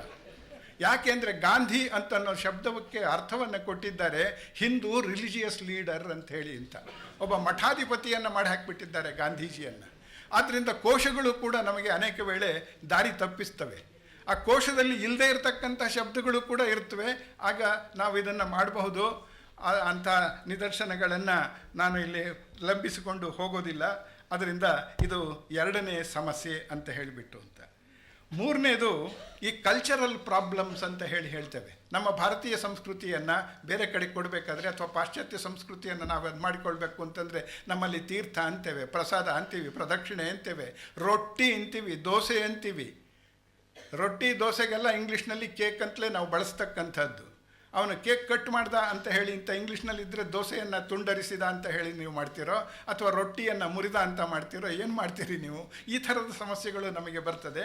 ಹಾಗೆಯೇ ಅವರ ಸಂಸ್ಕೃತಿಯಲ್ಲಿರ್ತಕ್ಕಂಥದ್ದು ಈ ಪೂಜಾ ವಿಧಾನಗಳು, ಅಂತಿಮ ಸಂಸ್ಕಾರಕ್ಕೆ ಸಂಬಂಧಪಟ್ಟದ್ದು, ಹೆಸರಿಡೋದಕ್ಕೆ ಸಂಬಂಧಪಟ್ಟದ್ದು, ಮದುವೆಗೆ ಸಂಬಂಧಪಟ್ಟಿದ್ದು, ಇಂಥವೆಲ್ಲ ಆ ಸಂಸ್ಕೃತಿಯಲ್ಲಿರ್ತಕ್ಕಂಥ ಅವುಗಳಿಗೆ ಸಾಮಾನ್ಯವಾಗಿ ಪರ್ಯಾಯಗಳು ಇರೋದಿಲ್ಲ. ನಮ್ಮ ಭಾರತೀಯ ತತ್ವಶಾಸ್ತ್ರವನ್ನು ತೆಗೆದುಕೊಂಡು ಹೋಗಬೇಕು ಅಂತ ಹೇಳಿಬಿಟ್ಟು ಅಂತಂದ್ರೆ ಲೀಲೆ, ಮಾಯಾ ಇತ್ಯಾದಿ ಶಬ್ದಗಳು ಬಂತು ಅಂತಂದರೆ ಅವಕ್ಕೆ ಯಾವುದಕ್ಕೂ ಕೂಡ ನಿಮಗೆ ಈಕ್ವಲೆಂಟ್ಸ್ ಅನ್ನೋದು ಇಲ್ಲವೇ ಇಲ್ಲ. ಅವುಗಳನ್ನು ಹಾಗೆಯೇ ಬಳಸಿಕೊಳ್ಳಬೇಕಾಗತ್ತೆ ಅನ್ನತಕ್ಕಂಥದ್ದನ್ನು. ಸಮಸ್ಯೆ ಹೇಗೆ ಬರ್ತದೆ ಅಂತ ಹೇಳಿಬಿಟ್ಟು ಅಂದರೆ ಅದು ಈ ತತ್ವಶಾಸ್ತ್ರ ಅಥವಾ ಜ್ಞಾನ ಪಠ್ಯ ಪುಸ್ತಕಗಳಲ್ಲಿ ಮಾತ್ರ ಅಲ್ಲ, ನಾಟಕದಲ್ಲೂ ಕೂಡ. ಜಾನ್ ಮತ್ತು ಸ್ಮಿತ್ ಅಂತದ್ದು ಒಂದು ನಾಟಕದಲ್ಲಿ ಬರುತ್ತದೆ. ಅವನು ಹೇಳ್ತಾನೆ, my wife always speaks of our next husband ಅಂತ ಹೇಳಿಬಿಟ್ಟು ಅಂತ ಹೇಳಿ ಅಂತ. ಇನ್ನೊಬ್ಬ ಹೇಳ್ತಾನೆ, my wife always speaks of our previous husband ಅಂತ ಹೇಳಿಬಿಟ್ಟು ಅಂತ ಹೇಳಿ. ಇದನ್ನು ನೀವು ನಾಟಕ ಅನುವಾದ ಮಾಡ್ತಕ್ಕಂಥ ಸಂದರ್ಭದಲ್ಲಿ ನನ್ನ ಹೆಂಡತಿ ಯಾವಾಗಲೂ ಮುಂದಿನ ಗಂಡನ ಬಗ್ಗೆ ಯೋಚಿಸ್ತಾ ಇರ್ತಾಳೆ, ನನ್ನ ಹೆಂಡತಿ ಹಿಂದಿನ ಗಂಡನ ಬಗ್ಗೆ ಯೋಚಿಸ್ತಿರ್ತಾಳೆ ಅಂತ ಹೇಳಿದರೆ ನಮಗೆ ನಮ್ಮ ಸಂಸ್ಕೃತಿಗೆ ಹೊಂದದೇ ಇರತಕ್ಕಂಥ ವಿಚಾರ. ಆದ್ದರಿಂದ ಅದನ್ನು ನಾವು ಹಾಗೇನೇ ಭಾಷಾಂತರ ಮಾಡಿಕೊಳ್ಳೋದಕ್ಕೆ ಸಾಧ್ಯವಾಗೋದಿಲ್ಲ ಅಂತ ಹೇಳಿ.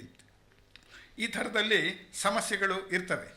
ಇನ್ನು ಇಂಗ್ಲೀಷಿನ ಮೇಲೆ ನಾವು ಸರಿಯಾದ ಪ್ರಭುತ್ವವನ್ನು ಗಳಿಸ್ಕೊಳ್ಳದೆ ಹೋದರೆ ಅಂತ ಹೇಳಿ ಅಂತ ಒಂದು ವೈದ್ಯಕೀಯ ಗ್ರಂಥದಲ್ಲಿ all summer long Mendel engaged himself in is beds ಅಂತ ಹೇಳಿಬಿಟ್ಟು ಅಂತ ಹೇಳಿ ಅಂತ. ಅದು ಆಲ್ ಅಲಾಂಗ್ ಇದು ಇಡಿಯಮ್ ಆಗಿ ಇಂಗ್ಲೀಷ್ನಲ್ಲಿ ಉಪಯೋಗಿಸ್ತಾರೆ. ಇಡೀ ಬೇಸಿಗೆ ಅಂತ ಮಾಡಬೇಕಾಗಿರ್ತಕ್ಕಂಥದ್ದು. ಇವರು ಆಲ್ ಸಮ್ಮರ್ ಇಡೀ ಬೇಸಿಗೆ, ಲಾಂಗ್ ಮೆಂಡಲ್ ನೀಳಕಾಯದ ಮೆಂಡಲನು ಅಂತ ಹೇಳಿ ಅಂತ ಮಾಡಿದ್ದಾರೆ. ಅನ್ಫಾರ್ಚುನೇಟ್ಲಿ ಅದನ್ನು ಭಾಷಾಂತರ ಮಾಡಿದವರು ಕುಳ್ಳ ಡಾಕ್ಟ್ರೇ ಆಗಿದ್ದರು. ಆದ್ದರಿಂದ ಲಾಂಗ್ ಮೆಂಡಲ್ ಅಂತಂದರೆ ಅವನು ನೀಳಕಾಯದ ಮೆಂಡಲ ಎತ್ತರದವನು ಅಂತ ಹೇಳಿಬಿಟ್ಟು ಅಂತ ಮಾಡಿಕೊಂಡಿದ್ದಾರೆ. ಆಮೇಲೆ the role played by the governor, ಮುಗಿಸ್ತಾ ಇದ್ದೀನಿ. The role played by the governor ಅಂತಂತಂದರೆ ಫಿಸಿಕ್ಸ್ನಲ್ಲಿ ರಾಜ್ಯಪಾಲರು ವಹಿಸುವ ಪಾತ್ರ ಅಂತ ಹೇಳಿಬಿಟ್ಟು ಅಂತ ಮಾಡಿದರೆ ನಾವು ಏನು ಮಾಡಬೇಕು? ಆದ್ದರಿಂದ ಇಂಥ ಅಂಶಗಳನ್ನೆಲ್ಲ ನಾವು ಗಮನಿಸಬೇಕು ಅಂತ ಹೇಳಿ ಅಂತ ತಾರಕೇಶ್ವರ್ ಅವರು ಹೇಳಿದರು. ಬೇರೆ ಬೇರೆ ಭಾಷೆಗಳಲ್ಲಿ ಆಗಿತ್ತು ಅಂತ ಹೇಳಿಬಿಟ್ಟು ಅಂತ ಈ ಇದನ್ನು ನಮ್ಮ ಪಾರಿಭಾಷಿಕ ಶಬ್ದಗಳ ಕೋಶವನ್ನು ಮೊದಲಿಗೆ ಆಗಿದ್ದದು ಪಶ್ಚಿಮ ಬಂಗಾಳದಲ್ಲಿ ಅವಾಗಿನ್ನೂ ಪಶ್ಚಿಮ ಬಂಗಾಳ ಆಗಿರಲಿಲ್ಲ. 1874 ಇಸ್ವಿಯಲ್ಲೇ ರಾಜೇಂದ್ರ ಲಾಲ್ ಮಿತ್ರ ಅನ್ನತಕ್ಕಂಥವರು ಗ್ರೇಟ್ ಇಂಗ್ಲಿಷ್ ಇಂಡಿಯನ್ ಡಿಕ್ಷನರಿ ಅನ್ನತಕ್ಕಂಥ ಹೆಸರಿನಲ್ಲಿ ಅದನ್ನು ಮಾಡಿದ್ರು ಅನ್ನೋ ಒಂದು ಮಾಹಿತಿಯನ್ನು ನಾನು ಕೊಡೋದಕ್ಕೆ ಇಷ್ಟಪಡ್ತೇನೆ. ಆಮೇಲೆ ಈ ಸ್ಟ್ರಕ್ಚರ್ಸ್ನಲ್ಲೂ ಕೂಡ ಕೆಲವು ಸಮಸ್ಯೆಗಳು ನಮ್ಮನ್ನು ತುಂಬ ಕಾಡ್ತವೆ. ಅವುಗಳಿಗೆಲ್ಲನೂ ಕೂಡ ಪರ್ಯಾಯಗಳನ್ನು ನಾವು ಕಂಡುಕೊಳ್ಬೇಕು ಅಂತ ಹೇಳಿಬಿಟ್ಟು ಅಂತ ಹೇಳಿ ಅಂತ ಒಂದೇ ಒಂದು ಉದಾಹರಣೆ ಮಾತ್ರ ಕೊಡ್ತೇನೆ. I said he was mad, flying planes can be dangerous. ಈ ಎರಡು ವಾಕ್ಯ ತೆಗೆದುಕೊಳ್ಳಿ. Flying planes can be dangerous ಅಂತ ಅನ್ನೋದಕ್ಕೆ ಏನು ಅರ್ಥ? ಹಾರಾಡುವ ವಿಮಾನ ಅಪಾಯಕಾರಿ ಅಂತಲೂ ಕೂಡ ಮಾಡಬಹುದು, ವಿಮಾನವನ್ನು ಹಾರಿಸುವುದು ಅಪಾಯಕಾರಿ ಅಂತಲೂ ಕೂಡ ಮಾಡಬಹುದು.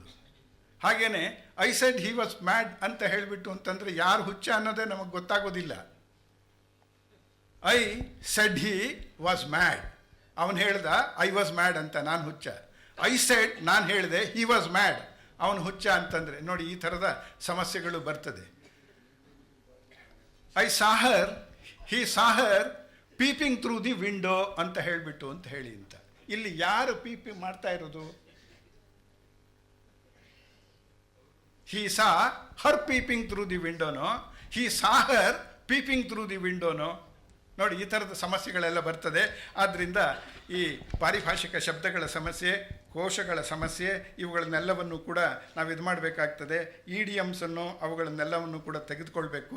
ಈ ಥರದಲ್ಲಿ ಈ ಭಾಷಾಂತರದ ಕ್ಷೇತ್ರ ಅನ್ನತಕ್ಕಂಥದ್ದು ನಾವು ತುಂಬ ಎಚ್ಚರಿಕೆಯಿಂದ ಮುಂದುವರಿಬೇಕಾಗಿರ್ತಕ್ಕಂಥ ಕ್ಷೇತ್ರ ಆಗಿದೆ. ಉಭಯ ಭಾಷೆಗಳ ಮೇಲಿನ ಪ್ರಭುತ್ವ ಮಾತ್ರ ಅಲ್ಲ, ವಿಷಯಗಳ ಮೇಲಿನ ಪ್ರಭುತ್ವವೂ ಬೇಕು. ಆ ನುಡಿಗಟ್ಟು, ಅದರ ಸಂಸ್ಕೃತಿ, ಅವುಗಳನ್ನು ಪರಿಚಯವೂ ಕೂಡ ನಮಗೆ ಇದ್ದರೆ ನಾವು ಸಮರ್ಪಕವಾಗಿ ಭಾಷಾಂತರ ಮಾಡೋದಕ್ಕೆ ಸಾಧ್ಯವಾಗತ್ತೆ ಅಂಥೇಳಿ. ಕನ್ನಡಕ್ಕೆ ಅದು ಯಾವುದೂ ಕೂಡ ಸಮಸ್ಯೆ ಅಲ್ಲ. ಸಂಸ್ಕೃತದ ಹಿನ್ನೆಲೆಯಲ್ಲಿ ಅನೇಕ ಭಾಷೆಗಳ ಸಂಪರ್ಕದಲ್ಲಿ ಅತ್ಯಂತ ಸಮೃದ್ಧವಾಗಿ ಬೆಳೆದು ಬಂದಿರತಕ್ಕಂಥ ಭಾಷೆ ಆಗಿದ್ದರಿಂದ ಯಾವ ಪಾರಿಭಾಷಿಕ ಶಬ್ದವನ್ನು ಬೇಕಾದರೂ ಕೂಡ ನಾವು ಕನ್ನಡಕ್ಕೆ ಸುಲಭವಾಗಿ ತಂದುಕೊಳ್ಳೋದಕ್ಕೆ ಸಾಧ್ಯವಾಗುತ್ತೆ. ಆ ಪಾರಿಭಾಷಿಕ ಶಬ್ದಗಳನ್ನು ಕುರಿತು ಹೇಳೋದಕ್ಕೆ ಇಲ್ಲಿ ಅವಕಾಶ ಇಲ್ಲ. ನಮಸ್ಕಾರ. ಆಗಲೇ ಕೈಗಳು ಮೇಲೆ ಹೋಗ್ತಾ ಇದೆ. ಸೊ ನಮಗೆ ಬೇಕಾಗಿದ್ದು ನೀವು ಪ್ರತಿಷ್ಠಿತ ಅನುವಾದಕರು, ನೀವು ಅನುವಾದ ಮಾಡುವಾಗ ಎದುರಿಸಿದ ಸಮಸ್ಯೆಗಳು ಮತ್ತು ಜನರಲ್ ಆಗಿ ನಮಗೆ ಆ ಸಮಸ್ಯೆಗಳಿಂದ ತಿಳಿವನ್ನು ಕೊಡಬೇಕು ಅಂತ ನಾವು ಅಪೇಕ್ಷೆ ಪಟ್ಟಿದ್ವಿ. ಅಂದರೆ ಮಿಸ್ಕಮ್ಯುನಿಕೇಟ್ ಆಗಿದೆ ಅಂತ ನಾನು ಅಂದ್ಕೊಳ್ತೀನಿ. ನನಗೆ ಬಂದಿದ್ದ ನೋಟ್ನಲ್ಲಿ ಇದ್ದದ್ದು ಇದುವರೆಗೆ ನಾವು ಭಾಷಾಂತರವನ್ನು ಅರ್ಥ ಮಾಡಿಕೊಂಡ ರೀತಿ ಒಂದಿದೆ, ಹೊಸ ಸಿದ್ಧಾಂತಗಳು ಬರ್ತಾ ಇವೆ. ಆ ಹಿನ್ನೆಲೆಯಲ್ಲಿ ನಾವು ಭಾಷಾಂತರ ಪ್ರಕ್ರಿಯೆಯನ್ನು ಯಾವ ರೀತಿ ಅರ್ಥ ಮಾಡ್ಕೋಬೇಕು ಅನ್ನೋ ರೀತಿ ನೋಟ್ ಇತ್ತು. ನಾನು ಆ ಹಿನ್ನೆಲೆಯಲ್ಲೇ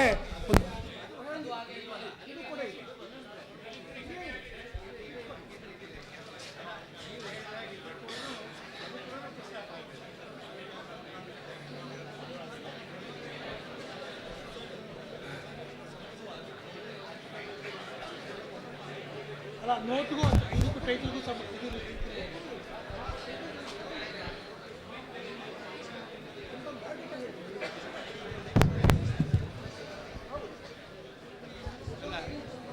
ಅವಕಾಶ ಇದೆನೋ ಏನು ಚರ್ಚೆಗೇನೋ ಇಲ್ವೋ ಹೇಳಿ, ದಯಮಾಡಿ ಹೇಳಿ. ಅವಕಾಶ ಇದೆನೋ ಚರ್ಚೆಗೆ ಏನಿಲ್ವೋ ಅಂತಂತ ಹೇಳ್ಬಿಟ್ಟು. ಹಾಂ, ನನಗೆ ಅಲ್ಲ ಆದರೂ ಕೂಡ ಒಂದೆರಡು ಪ್ರಶ್ನೆಗಳನ್ನು ಕೇಳ್ತಾ ಇದ್ದೇನೆ. ಯಾಕಂದರೆ ನನಗೆ ಗೊತ್ತಿದೆ ಒಂದು ಎಲ್ಲ ಪ್ರಶ್ನೆಗಳನ್ನು ಒಟ್ಟಿಗೆ ತೆಗೆದುಕೊಂಡು ಎಲ್ಲರಿಗೂ 2 ನಿಮಿಷ ನಾನು ಕೊಡ್ತೀನಿ. ಟೈಮ್ ಎಲ್ಲಿದೆ ಅದಕ್ಕೆ? ಓಕೆ. ಒಂದು ಮುಖ್ಯವಾದಂಥ ಪ್ರಶ್ನೆ ನನಗೆ ಬೇಕಾಗಿರೋದು, ನಿಮ್ಮ ಪ್ರಸ್ತಾವನೆಯೊಳಗೆ ನಮ್ಮ ಇತಿಹಾಸ, ಈ ಭಾಷಾಂತರದ ಇತಿಹಾಸದ ಪ್ರಸ್ತಾಪ ಮಾಡಿದಿರಿ. ನಮಗೆ ಭಾಷಾಂತರ ಅನ್ನೋದು ಇತ್ತೀಚೆಗೆ ಬಂದಂಥ ಡಿಸಿಪ್ಲಿನ್. ನಾವು ಅದಕ್ಕೆ ಪುರಾತತ್ವದವರೆಗೂ ಒಯ್ಯಬೇಕಾಗಿದ್ದ ಅವಶ್ಯಕತೆ ಇಲ್ಲ. ಪೂರ್ವ ಪುರಾಣವನ್ನು ಪಂಪ ಆದಿಪುರಾಣವಾಗಿ ಮಾಡಿದಾಗ ಅದು ಭಾಷಾಂತರವಲ್ಲ. ಅದಕ್ಕೆ ಆ ಭಾಷಾಂತರದ ಪರಂಪರೆ ನಮ್ಮಲ್ಲಿ ಇರಲಿಲ್ಲ, ನನಗೆ ಅನಿಸೋದು ಹಾಗೆ. ಇದು ನವ್ಯಯುಗದ ಮಾಡರ್ನ್ ಕಾನ್ಸೆಪ್ಟ್, ಅವಶ್ಯಕತೆ. ಇತ್ತೀಚೆಗೆ ನಾವು ಇದು ಮಾಡೋದು. ಎರಡನೇದು ಅಂತಂದರೆ, ಭಾಷಾಂತರ ಮಾಡಬೇಕಾದಾಗ ನಮಗೆ ಎದ್ದು ಕಾಣುವಂಥ ಒಂದು ಸಮಸ್ಯೆ ಏನಂತ ಹೇಳಿದರೆ, ಒಂದೊಂದು ಸಾರಿ ನಮಗೆ ಒಂದು ಭಾಷೆಯಿಂದ ಮತ್ತೊಂದು ಭಾಷೆಗೆ ಭಾಷಾಂತರ ಮಾಡೋ ಪ್ರಮೇಯ ಬರುತ್ತೆ. ಆದರೆ ಅನೇಕ ವೇಳೆ ಎಲ್ಲೋ ಯಾರೋ ಭಾಷಾಂತರ ಮಾಡಿದ್ದನ್ನು ನಾವು ಇಂಗ್ಲೀಷಿಗೆ ಬಂದದ್ದನ್ನು ಪುನಃ ನಾವು ಕನ್ನಡಕ್ಕೆ ತಂದ್ಕೋಬೇಕಾಗತ್ತೆ. ಈ ಸಮಸ್ಯೆಗಳನ್ನು ನಾವು ಚರ್ಚೆ ಮಾಡಬೇಕಾಗಿತ್ತು. ಮತ್ತು ಸ್ಟ್ರಕ್ಚರ್ ಆಫ್ ದಿ ಸೆಂಟೆನ್ಸ್ ನನಗೆ ಕಾಡ್ತಾ ಇರ್ತಕ್ಕಂಥದ್ದು ಏನಂದರೆ, ಒಂದು ಭಾಷಾಂತರ ಕೈಗೊಂಡಾಗ the sentence and the link between the sentences and the link between the paragraphs are very very important. ನಾವು ಇಂಗ್ಲೀಷ್ನೊಳಗೆ ಕರ್ತೃ ಕ್ರಿಯೆ ಪದಗಳನ್ನು ಉಪಯೋಗ ಮಾಡೋ ಪದ್ಧತಿನೇ ಬೇರೆ, ಕನ್ನಡದಲ್ಲಿ ಕರ್ತೃಕ್ರಿಯೆಗಳನ್ನು ಉಪಯೋಗ ಮಾಡೋಂಥ ಪದ್ಧತಿಯೇ ಬೇರೆ. ಒಮ್ಮೊಮ್ಮೆ ಇಂಗ್ಲೀಷ್ನಲ್ಲಿ 3 ಸೆಂಟೆನ್ಸಸ್ ಇದ್ದರೆ ನಾವು ಅದನ್ನು ಕನ್ನಡದಲ್ಲಿ ಒಂದೇ ಸೆಂಟೆನ್ಸ್ನಲ್ಲಿ ಅದನ್ನು ತಂದ್ಕೋಬೇಕಾಗುತ್ತೆ. ಇಂಥ ಸಮಸ್ಯೆಗಳನ್ನು ನಾವು ಚರ್ಚೆ ಮಾಡಬೇಕಾಗಿತ್ತು ಅಂತ ನನಗೆ ಅನಿಸುತ್ತೆ. ಅಲ್ಲ, ಅದು ಲಿಂಗ್ವಿಸ್ಟಿಕ್ಸ್ ಆ ಬೇಸಿಕ್ ನಾಲೆಡ್ಜಿಂದ ಇದ್ದರೆ ಭಾಷಾಂತರ ಮಾಡಲಿಕ್ಕೆ ಸಾಧ್ಯವೇ ಆಗೋದಿಲ್ಲ. ಬಟ್ ಅದನ್ನು ಚರ್ಚೆ ಮಾಡುವಂಥ ಆಡಿಯನ್ಸ್ ಕೂಡ ಅವ್ರು ಆಗಿರಬೇಕಾಗಿತ್ತು ಅಂತ ಅಷ್ಟೇ. ಅವಾಗ ಅಂತ ಹೇಳ್ಬಿಟ್ಟು ನೀವು ಈಗಾಗಲೇ ಪ್ರಶ್ನೆಗಳು ಬಂದವು. ಅದಕ್ಕೆ ನನಗೆ ನೇರ ವಿಷಯಕ್ಕೆ ಸಂಬಂಧಪಟ್ಟಂತೆ ಅಲ್ಲದೆ ವಿಷಯದ ಆಚೆಗೂ ಕೂಡ ಸುಮಾರು ಸಮಸ್ಯೆಗಳಿವೆ. ಕುಸುಮಬಾಲೆ ಅಂತ ಒಂದು ಕೃತಿಯನ್ನು ಅನುವಾದ ಮಾಡೋದಕ್ಕೆ ಸಾಧ್ಯ ಇಲ್ಲ. ಯಾಕೆ ಅಂತಂದರೆ ಅದರ ಭಾಷೆ ಪ್ರಾದೇಶಿಕ ಭಾಷೆಯಾಗಿರೋದ್ರಿಂದ ಅದನ್ನು ಅನುವಾದ ಮಾಡಲಿಕ್ಕೆ ಆಗಲ್ಲ ಅಂತ ಕೆಲವರು ವಾದ ಮಾಡ್ತಾರೆ. ಇನ್ನೂ ಒಂದು ವಾದ ಅದರ ಜೊತೆಗೆ ಹುಟ್ಟುಕೊಳ್ಳುವಂಥದ್ದು ಏನು ಅಂತಂದರೆ, ಅನುವಾದ ಅನ್ನೋದೇನಿದೆ ಜಾತಿ ರಾಜಕಾರಣದಿಂದ ಕೂಡಿದೆ. ಒಂದು ಜಾತಿ ರಾಜಕಾರಣದ ಜೊತೆಗೆ ಏನಾಗ್ಬಿಡ್ತದೆ, ಅನುವಾದದ ಆಯ್ಕೆಯೂ ಕೂಡ ಅಪ್ರಧಾನವಾಗ್ತದೆ.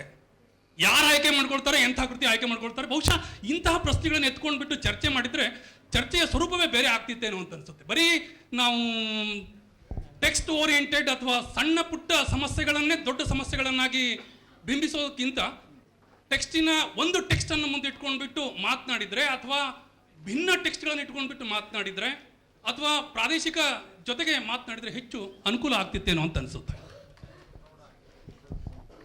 ಕುಸುಮಬಾಲೆಯ ಬಗ್ಗೆ ಪ್ರಸ್ತಾಪ ಬಂತು. ಕುಸುಮ ಬಾಲೆಯನ್ನು ಮರಾಠಿಗೆ ಭಾಷಾಂತರ ಮಾಡಬೇಕು ಅಂಥೇಳಿ ದೇವನೂರು ಮಹಾದೇವ್ ಅವರು ಕೊಟ್ಟು ಕಳಿಸಿದರು. ಆ ಮೂಲ ಕೃತಿಯನ್ನು ಕೊಟ್ಟು ಕಳಿಸಿದಾಗ ಅದು 4-5 ಜನ ವಿದ್ವಾಂಸರು ಭಾಷಾಂತರ ಮಾಡಲಿಕ್ಕೆ ಪ್ರಯತ್ನ ಪಟ್ಟು ಅದು ಸಾಧ್ಯ ಆಗದೆ ಅದು ತಿರುಗಿ ಬಂತು. ಕೊನೆಗೆ ದೇವನೂರು ಮಹಾದೇವರು ಏನು ಮಾಡಿದರು ಅಂತಂದರೆ, ಈ ಬಸವರಾಜು ಅವರು ಏನು ಮಾಡಿದಾರಲ್ಲ ಕುಸುಮ ಬಾಲೆಯನ್ನು ಮತ್ತೊಂದು ರೀತಿಯಿಂದ ಬರೆದು ಅದನ್ನೇ ಭಾಷಾಂತರಕ್ಕೆ ಕಳಿಸಿದರು.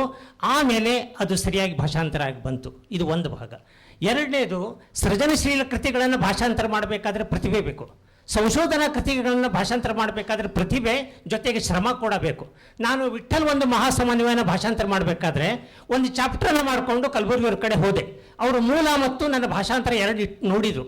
ಆಗ ಒಂದು ಸಲಹೆ ಏನು ಕೊಟ್ಟರು ಅಂತಂದರೆ, ಆ ವಿಠಲಿಗೆ ಸಂಬಂಧಪಟ್ಟಂಥ ಏನೇನು ಅಭಂಗಗಳು ಮರಾಠಿ ಟೆಕ್ಸ್ಟ್ಗಳಿದ್ದು ಅದನ್ನು ಆ್ಯಸ್ ಇಟ್ ಈಸ್ ಕೊಡಬೇಕು, ಅನಂತರ ಅದರ ಕೆಳಗೆ ಕನ್ನಡ ಭಾಷಾಂತರ ಕೊಡಬೇಕು. ಅವ್ರು ಹೇಳಿದಂಥ ಒಂದು ಕ್ರಮ.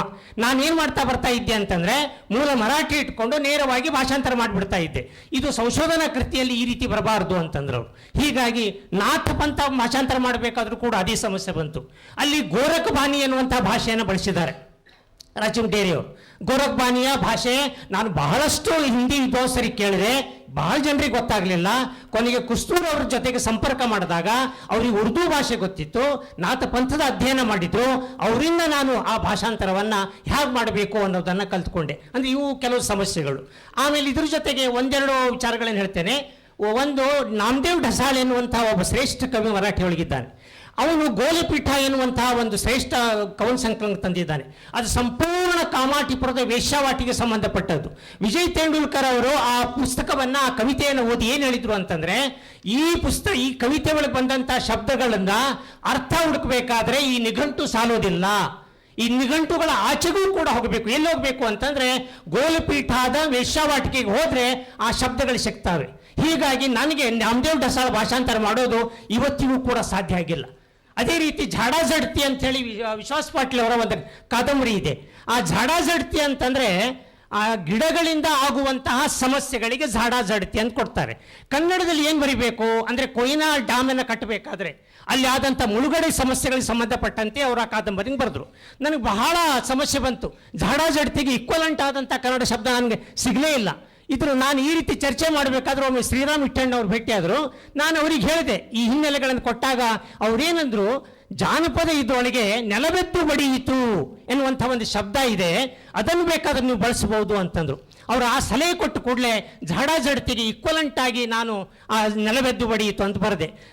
ನಮ್ಮ ಗುರ್ಲಿಂಗ್ ಕಾಪ್ಸಿ ಅವರ ಹತ್ರ ರಿವ್ಯೂಗೆ ಹೋಗಿತ್ತು ಈ ಪುಸ್ತಕ, ಅದನ್ನು ರಿವ್ಯೂ ಮಾಡ್ರಿ ಅಂಥೇಳಿ. ಅವರು ಅದಕ್ಕೊಂದು ನೋಟ್ ಏನು ಬರೆದ್ರು ಅಂತಂದರೆ, ಮೂಲ ಮರಾಠಿಯ ಟೈಟಲ್ಗಿಂತಲೂ ಕನ್ನಡದ ಟೈಟಲ್ ಬಹಳ ವ್ಯಾಪಕವಾಗಿದೆ, ಅರ್ಥಪೂರ್ಣವಾಗಿದೆ ಅಂಥೇಳಿ ಅವರೇ ನೋಟ್ ಬರೆದಿದ್ದಾರೆ. ಇಲ್ಲೇ ಇದ್ದಾರೆ, ಕಾಪ್ಸಿ ಅವರು ಇದ್ದಾರೆ. ಆಮೇಲೆ ಉಚ್ಚಲ ಎನ್ನುವಂತಹ ಒಂದು ಆತ್ಮಕಥೆಗೆ ಟೈಟಲ್ ಏನು ಕೊಡಬೇಕು ಅನ್ನುವಂಥದ್ದು ಬಹಳ ದೊಡ್ಡ ಸಮಸ್ಯೆ ಬಂತು. ಉಚ್ಚಲ ಅಂತಂದರೆ ಪಿಕಿಂಗ್ ದ ಪಾಕೆಟ್ ಎನ್ನುವಂಥ ಅರ್ಥ ಇದೆ. ಬೆಳಗಾವಿ ಜಿಲ್ಲೆಯಲ್ಲಿ ಗಂಟು ಚೋರರಿಗೆ ಗಂಟಿ ಚೂಡ್ಯಾರು ಎನ್ನುವಂಥ ಒಂದು ಶಬ್ದವನ್ನು ಬಳಸ್ತಾರೆ. ಅದನ್ನು ಕೊಡಲೇನು ಅಂತ ಒಂದು ಯೋಚನೆ ಬಂತು. ಕೊನೆಗೆ ಅಲ್ಲಿಯ ಜನ ಏನಂತು ಅಂತಂದರೆ, ಇದು ಬರೇ ಒಬ್ಬ ವ್ಯಕ್ತಿ ಆತ್ಮಕಥೆ ಅಲ್ಲ, ಉಚ್ಚಲ ಎನ್ನುವಂಥ ಒಂದು ಇಡೀ ಜನಾಂಗದ ಸಮುದಾಯದ ಕಥೆ ಆತ್ಮಕಥೆಯಾಗಿದೆ. ಅದಕ್ಕಾಗಿ ನೀವು ಉಚ್ಚಲ ಅನ್ನೋದು ಆಂಧ್ರ ಪ್ರದೇಶದಲ್ಲೂ ಇದೆ, ಕರ್ನಾಟಕದಲ್ಲೂ ಇದೆ, ಮಹಾರಾಷ್ಟ್ರದಲ್ಲಿದೆ. ಆ ಶಬ್ದವನ್ನು ಹಾಗೇ ಇಡ್ರಿ ಅಂತಂದರು. ನಾಚ್ಗಾ ಗುಮಾ ಎನ್ನುವಂಥದ್ದು ಈ ರಣಜಿತ್ ದೇಸಾಯಿ ಅವರ ಹೆಂಡತಿ ಮಾಧವಿ ದೇಸಾಯಿ ಒಂದು ಆತ್ಮಕಥೆ ಬರೆದಿದ್ದಾಳೆ. ಕನ್ನಡದಲ್ಲಿ ನಾಚ್ಗಾ ಗುಮಾ ಅಂದರೆ ಕುಣಿಯೆ ಎನ್ನುವಂಥ ಶಬ್ದ ಬಂತು. ನಾಚ್ ಅಂತಂದರೆ ಗುಮಾ ಅಂತಂದರೆ ಒಂದು ಹೆಣ್ಣಿನ ಹೆಸರು. ಹಾಗಾದರೆ ಕುಣಿಯೆ ಮಲ್ಲಿ ಅಂತಿಡ್ಲೇನು ಅಂತಂದೆ. ಇದನ್ನು ಒಂದು ಎಬ್ಸ್ಟ್ರಾಕ್ಟನ್ನು ನಾನು ಚಂದ್ರಶೇಖರ್ ಪಾಟೀಲ್ ಅವ್ರಿಗೆ ಕೊಟ್ಟು ಕಳಿಸಿದೆ. ಅವರು ಸಂಕ್ರಮಣದಲ್ಲಿ ಹಾಕಿದರು. ಅವ್ರು ಏನಂದ್ರು ಅಂತಂದರೆ, ಕೆಲವೊಮ್ಮೆ ಮೂಲ ಭಾಷೆ ವಾಸನೆಗಳನ್ನು ಹಾಗೆ ಇಟ್ಕೊಳ್ಬೇಕು, ಅದಕ್ಕಾಗಿ ನೀವು ಕುಣಿಯ ಮಲ್ಲಿ ಅಂತ ಮಾಡಬೇಡ್ರಿ, ಕುಣಿಯೇ ಘುಮಾ ಅಂತಿಡ್ರಿ ಅಂತಂದರು. ಕೆಲವರು ಇದನ್ನು ಏನು ತಪ್ಪು ಕಲ್ಪನೆ ಮಾಡ್ಕೊಂಡ್ರು ಅಂದರೆ, ಘುಮಾ ಅಂದರೆ ಕನ್ನಡದಲ್ಲಿ ಗುಮ್ಮ ಬಂದು ಕುಣಿತಾ ಇದೆ ಅಂತ ಏನೇನೋ ಕೆಲವು ಇಂಟರ್ಪ್ರಿಟ್ ಮಾಡಿಕೊಂಡ್ರು. ಹಾಗಿಲ್ಲ. ಮಹಾರಾಷ್ಟ್ರದಲ್ಲಿ ಒಂದು ಸಂಪ್ರದಾಯ ಇದೆ, ನಾಚ್ಗಾ ಗುಮಾ, ಕಶಿಮಿ ನಾಚು, ಅಸ್ಸಿ ನಾಚ್. ಅಂದರೆ ಮದುವೆಯಾಗಿ ಹೋದಂಥ ಹೆಣ್ಮಗಳು ಗಂಡನ ಮನೆಯಲ್ಲಿ ಗಂಡ ಕುಣಿಸ್ತಾನೆ, ಮಾವ ಕುಣಿಸ್ತಾನೆ, ಅತ್ತೆ ಕುಣಿಸ್ತಾಳೆ, ನಾದಿ ಕುಣಿಸ್ತಾಳೆ. ಒಂದು ಸರ್ಕಲ್ ಹಾಕಿರ್ತಾರೆ, ಆ ಸರ್ಕಲ್ ಒಳಗಡೆನೆ ಅವಳು ಕುಣಿಬೇಕು. ಸರ್ಕಲ್ ಆಚೆಗೆ ಕುಣಿಯುವಂಥ ಸ್ವಾತಂತ್ರ್ಯ ಅವಳಿಗಿಲ್ಲ. ಎಲ್ಲರೂ ಕುಣಿಸ್ತಾ ಇರ್ತಾಳೆ. ಹೀ ಕುಣಿ ಹಾಕುಣಿ ಹಾಕುಣಿ ಹಾಕುಣಿ ಅಂತ ಹೇಳ್ಕೊಂಡು ಒಂದು ದೊಡ್ಡ ಒಂದು ಜಾನಪದ ಕವಿತೆನೇ ಇದೆ ಅದು. ಅದನ್ನೆಲ್ಲ ನಾನು ಇಂಟ್ರೊಡಕ್ಷನ್ ಕೊಟ್ಟು ಅದಕ್ಕೆ ನಾನು ಕುಣಿಯ ಗುಮ ಎನ್ನುವಂಥ ಟೈಟಲನ್ನು ಹಾಗೆ ಇಟ್ಟೆ. ಬಹುಶಃ ನಾನು ಎದುರಿಸಿದಂಥ ಕೆಲವು ಸಮಸ್ಯೆಗಳು ಚಕ್ರ ಎನ್ನುವಂತಹ ಕಾದಂಬರಿಗೂ ಕೂಡ ಏನಾಯಿತು ಅಂತಂದರೆ, ಜೋಪಡಪಟ್ಟಿಯ ಭಾಷೆ ಏನಿದೆಯಲ್ಲ, ಅಲ್ಲಿ ಇಡೀ ಏಷ್ಯಾ ಖಂಡದ ಹಿಂದಿ, ಮರಾಠಿ, ತೆಲುಗು, ತಮಿಳು, ಭಯ್ಯಾ ಭಾಷೆ ಎಲ್ಲವುಗಳನ್ನು ಮಿಶ್ರ ಮಾಡಿ ಜೋಪಡಪಟ್ಟಿಯ ಒಂದು ಭಾಷೆ ಇದೆ. ಶಾಂತಿನಾಥ್ ದೇಸಾಯಿ ಏನಂದ್ರು, ಬಹುಶಃ ಇದನ್ನು ಕನ್ನಡದಲ್ಲಿ ತರೋದು ಬಹಳ ಕಠಿಣ ಅಂತಂದರು. ಯಾಕಂದರೆ 5-6 ಭಾಷೆಗಳನ್ನು ಕೂಡಿಸಿ ಆ ಜೋಪಡಪಟ್ಟಿಯ ಭಾಷೆನೇ ಒಂದು ಹೊಸ ಜೋಪಡಪಟ್ಟಿ ಭಾಷೆ ನಿರ್ಮಾಣವಾಗಿದೆ. ಕನ್ನಡದಲ್ಲಿ ಜೋಪಡಪಟ್ಟಿ ಇಲ್ಲವೇ ಇಲ್ಲ. ಅಲ್ಲಿ ಮುಂಬೈದಲ್ಲಿ ಇರುವಂಥ ಅಷ್ಟು ವಿಶಾಲವಾದಂಥ ಜೋಪಡಪಟ್ಟಿ ಕನ್ನಡದಲ್ಲಿಲ್ಲ, ಬಹಳ ಅಂತಲೇ ಕೊಳಗೇರಿ ಅಂತ ಇದೆ. ಹೀಗಾಗಿ ಆ ಭಾಷೆ ತರೋದು ನನಗೆ ಇವತ್ತಿಗೂ ಕೂಡ ಬಹಳ ಸಮಸ್ಯೆ ಆಯಿತು. ಹೀಗೆ ಹಲವಾರು ಸಮಸ್ಯೆಗಳಿದ್ದಾವೆ. ನಾನು ಇದೇ ಕಾರಣಕ್ಕೇ ಭಾಷಾಂತರಕಾರರಿಗೆ ಸಮಸ್ಯೆಗಳ ಬಗ್ಗೆ ಕೇಳ್ಕೊಡ್ದು ಅಂತಲೇ ಅದನ್ನು ಅವಾಯ್ಡ್ ಮಾಡೋಕ್ಕೆ ಟ್ರೈ ಮಾಡಿದೆ. ಯಾಕೆಂದರೆ ಪ್ರತಿಯೊಬ್ಬರು ಸೀಸನ್ ಭಾಷಾಂತರಕಾರರು ಅವರೇ ಹೇಳ್ದಂಗೆ 70-80 ಪುಸ್ತಕಗಳವರೆಗೂ ಭಾಷಾಂತರಗಳು ಮಾಡಿದ್ದಾರೆ ಮತ್ತು ಬೇರೆ ಭಾಷಾಂತರಗಳನ್ನ ಪರಿಶೀಲನೆ ಮಾಡಿದ್ದಾರೆ. ಉದಾಹರಣೆಗಳು ಕೊಡೋಕೆ ಹೋಯ್ತು ಅಂತಂದರೆ ಅದಕ್ಕೆ 2-2 ದಿವಸ 3-3 ದಿವಸ ನಾವು ಭಾಷಾಂತರಕಾರರಿಗೆ ಕೊಡಬೇಕಾಗುತ್ತೆ ಅನ್ನೋ ಒಂದು ಉದ್ದೇಶ. ಮತ್ತು ಈ ಭಾಷಾಂತರದ ಸಮಸ್ಯೆಗಳನ್ನು ನಾವು ಈ ಭಾಷೆಯ ನಡುವಿನ ವ್ಯತ್ಯಾಸಗಳಂದರೆ ಕಾಂಟ್ರಾಸ್ಟಿವ್ ಲಿಂಗ್ವಿಸ್ಟಿಕ್ಸ್ ಹಿನ್ನೆಲೆಯಲ್ಲಿ ನೋಡಬೇಕು ಅಂತಂದರೆ ಆ ಕಾಂಟ್ರಾಸ್ಟಿವ್ ಲಿಂಗ್ವಿಸ್ಟಿಕ್ಸ್ನ ಪರಿಚಯ ಭಾಷಾಂತರಕಾರರಿಗೆ ಇರಬೇಕಾಗ್ತಿತ್ತು. ಯಾಕೆಂದರೆ ಆ ಟೆಕ್ನಿಕಲ್ ಆಗಿ ಅದನ್ನು ಸಮಸ್ಯೆಗಳನ್ನ ಅನಲೈಸ್ ಮಾಡೋದು ಬೇರೆ, ಅದಕ್ಕೆ ಪರಿಹಾರ ಕಂಡುಕೊಳ್ಳುವಂಥ ಭಾಷಾಂತರದ ರೀತಿ ಬೇರೆ. ಸೊ ಅದರಿಂದ ನಾನು ಅದನ್ನು ಕೂಡ ಅವಾಯ್ಡ್ ಮಾಡೋದಕ್ಕೆ ಪ್ರಯತ್ನ ಪಟ್ಟಿದ್ದೆ ಅನ್ನುವಂಥದ್ದು. ಮತ್ತು ಭಾಷಾಂತರ ಅಧ್ಯಯನ ಅನ್ನುವಂಥದ್ದು ಹೊಸ ಶಿಸ್ತು, ಆದರೆ ಭಾಷಾಂತರ ಅನ್ನುವುದು ಹಳೆಯ ಪ್ರಕ್ರಿಯೆ. ಯಾವ ರೀತಿಯಾಗಿ history is a new discipline but past is quite old. So history ಅನ್ನೋದು ಇರುತ್ತೆ, ಪಾಸ್ಟ್ ಅನ್ನೋದು ಇರುತ್ತೆ, ಬಟ್ ಅದನ್ನು ಅರ್ಥ ಮಾಡ್ಕೊಳ್ಳೋದು, ಅದನ್ನು ಕಟ್ಕೊಳ್ಳುವಂಥದ್ದು ಹೊಸ ಡಿಸಿಪ್ಲಿನ್ಗಳಾಗಿರ್ತೇವೆ ಅನ್ನೋಂಥ ಒಂದು ಮಾತನ್ನು ನಾನು ಇಲ್ಲಿ ಹೇಳಿ, ಸಮಸ್ಯೆಗಳು ಬೇಕಾದಷ್ಟಿದೆ. ಈ ಒಂದು ಪ್ರಯತ್ನ ಈ ಸಾಹಿತ್ಯ ಸಂಭ್ರಮದಿಂದ ಆಗಿದೆ. ಮುಂದಕ್ಕೆ ಈ ಚರ್ಚೆಗಳು ಬೇರೆ ಬೇರೆ ವಿಚಾರ ಸಂಕಿರಣಗಳಲ್ಲಿ, ಗೋಷ್ಠಿಗಳಲ್ಲಿ ಮುಂದುವರಿಲಿ ಅಂತ ಆಶಿಸ್ತಾ ನಾನು ನನ್ನ ಮಾತನ್ನು ಮುಗಿಸ್ತೀನಿ. ಯಾಕೆಂದರೆ ಬೇಕಾದಷ್ಟು ಬೇರೆ ಪ್ರಶ್ನೆಗಳು ಬಂದಿತ್ತು. ಇವತ್ತು ರೀಮೇಕು, ಡಬ್ಬಿಂಗು, ಸಬ್ಟೈಟ್ಲಿಂಗು ಇವುಗಳ ಬಗ್ಗೆ ಎಲ್ಲ ಗೂಗಲ್ ಟ್ರಾನ್ಸ್ಲೇಷನ್ನು, ಆಪ್ ಟ್ರಾನ್ಸ್ಲೇಷನ್ಸ್ಗಳು ಈ ಥರ ಎಲ್ಲ ಬೇಕಾದಷ್ಟು ಪ್ರಶ್ನೆಗಳಿವೆ. ಅವುಗಳನ್ನೆಲ್ಲವೂ ಕೂಡ ನಾವು ಒಂದು ಗೋಷ್ಠಿಯ 1 ಗಂಟೆ ಒಳಗಡೆ ಚರ್ಚೆ ಮಾಡೋ ಸಾಧ್ಯತೆಗಳು ಕಮ್ಮಿ ಆಗಿರೋದ್ರಿಂದ ಈ ಪ್ರಶ್ನೆಗಳು ಎದ್ದಿರುವಂಥದ್ದು ಭಾಳ ಸಂತೋಷದ ವಿಚಾರ. ಇದು ಮುಂದುವರಿಲಿ ಚರ್ಚೆ ಅಂತ ನಾನು ಆಶಿಸ್ತಾ ಈ ಅವಕಾಶ ಮಾಡಿಕೊಟ್ಟ ಧಾರವಾಡ ಸಾಹಿತ್ಯ ಸಂಭ್ರಮದ ಎಲ್ಲ ಸಂಘಟಕರಿಗೆ ಮತ್ತು ಗೆಳೆಯರಿಗೆ ನನ್ನ ವಂದನೆಗಳನ್ನು ಅರ್ಪಿಸ್ತೀನಿ. ಇಲ್ಲಿ ಮಾತನಾಡಿದ ಎಲ್ಲ ಭಾಷಾಂತರಕಾರರಿಗೂ ವಿದ್ವಾಂಸರಿಗೂ ಕೂಡ ನನ್ನ ವಂದನೆಗಳು.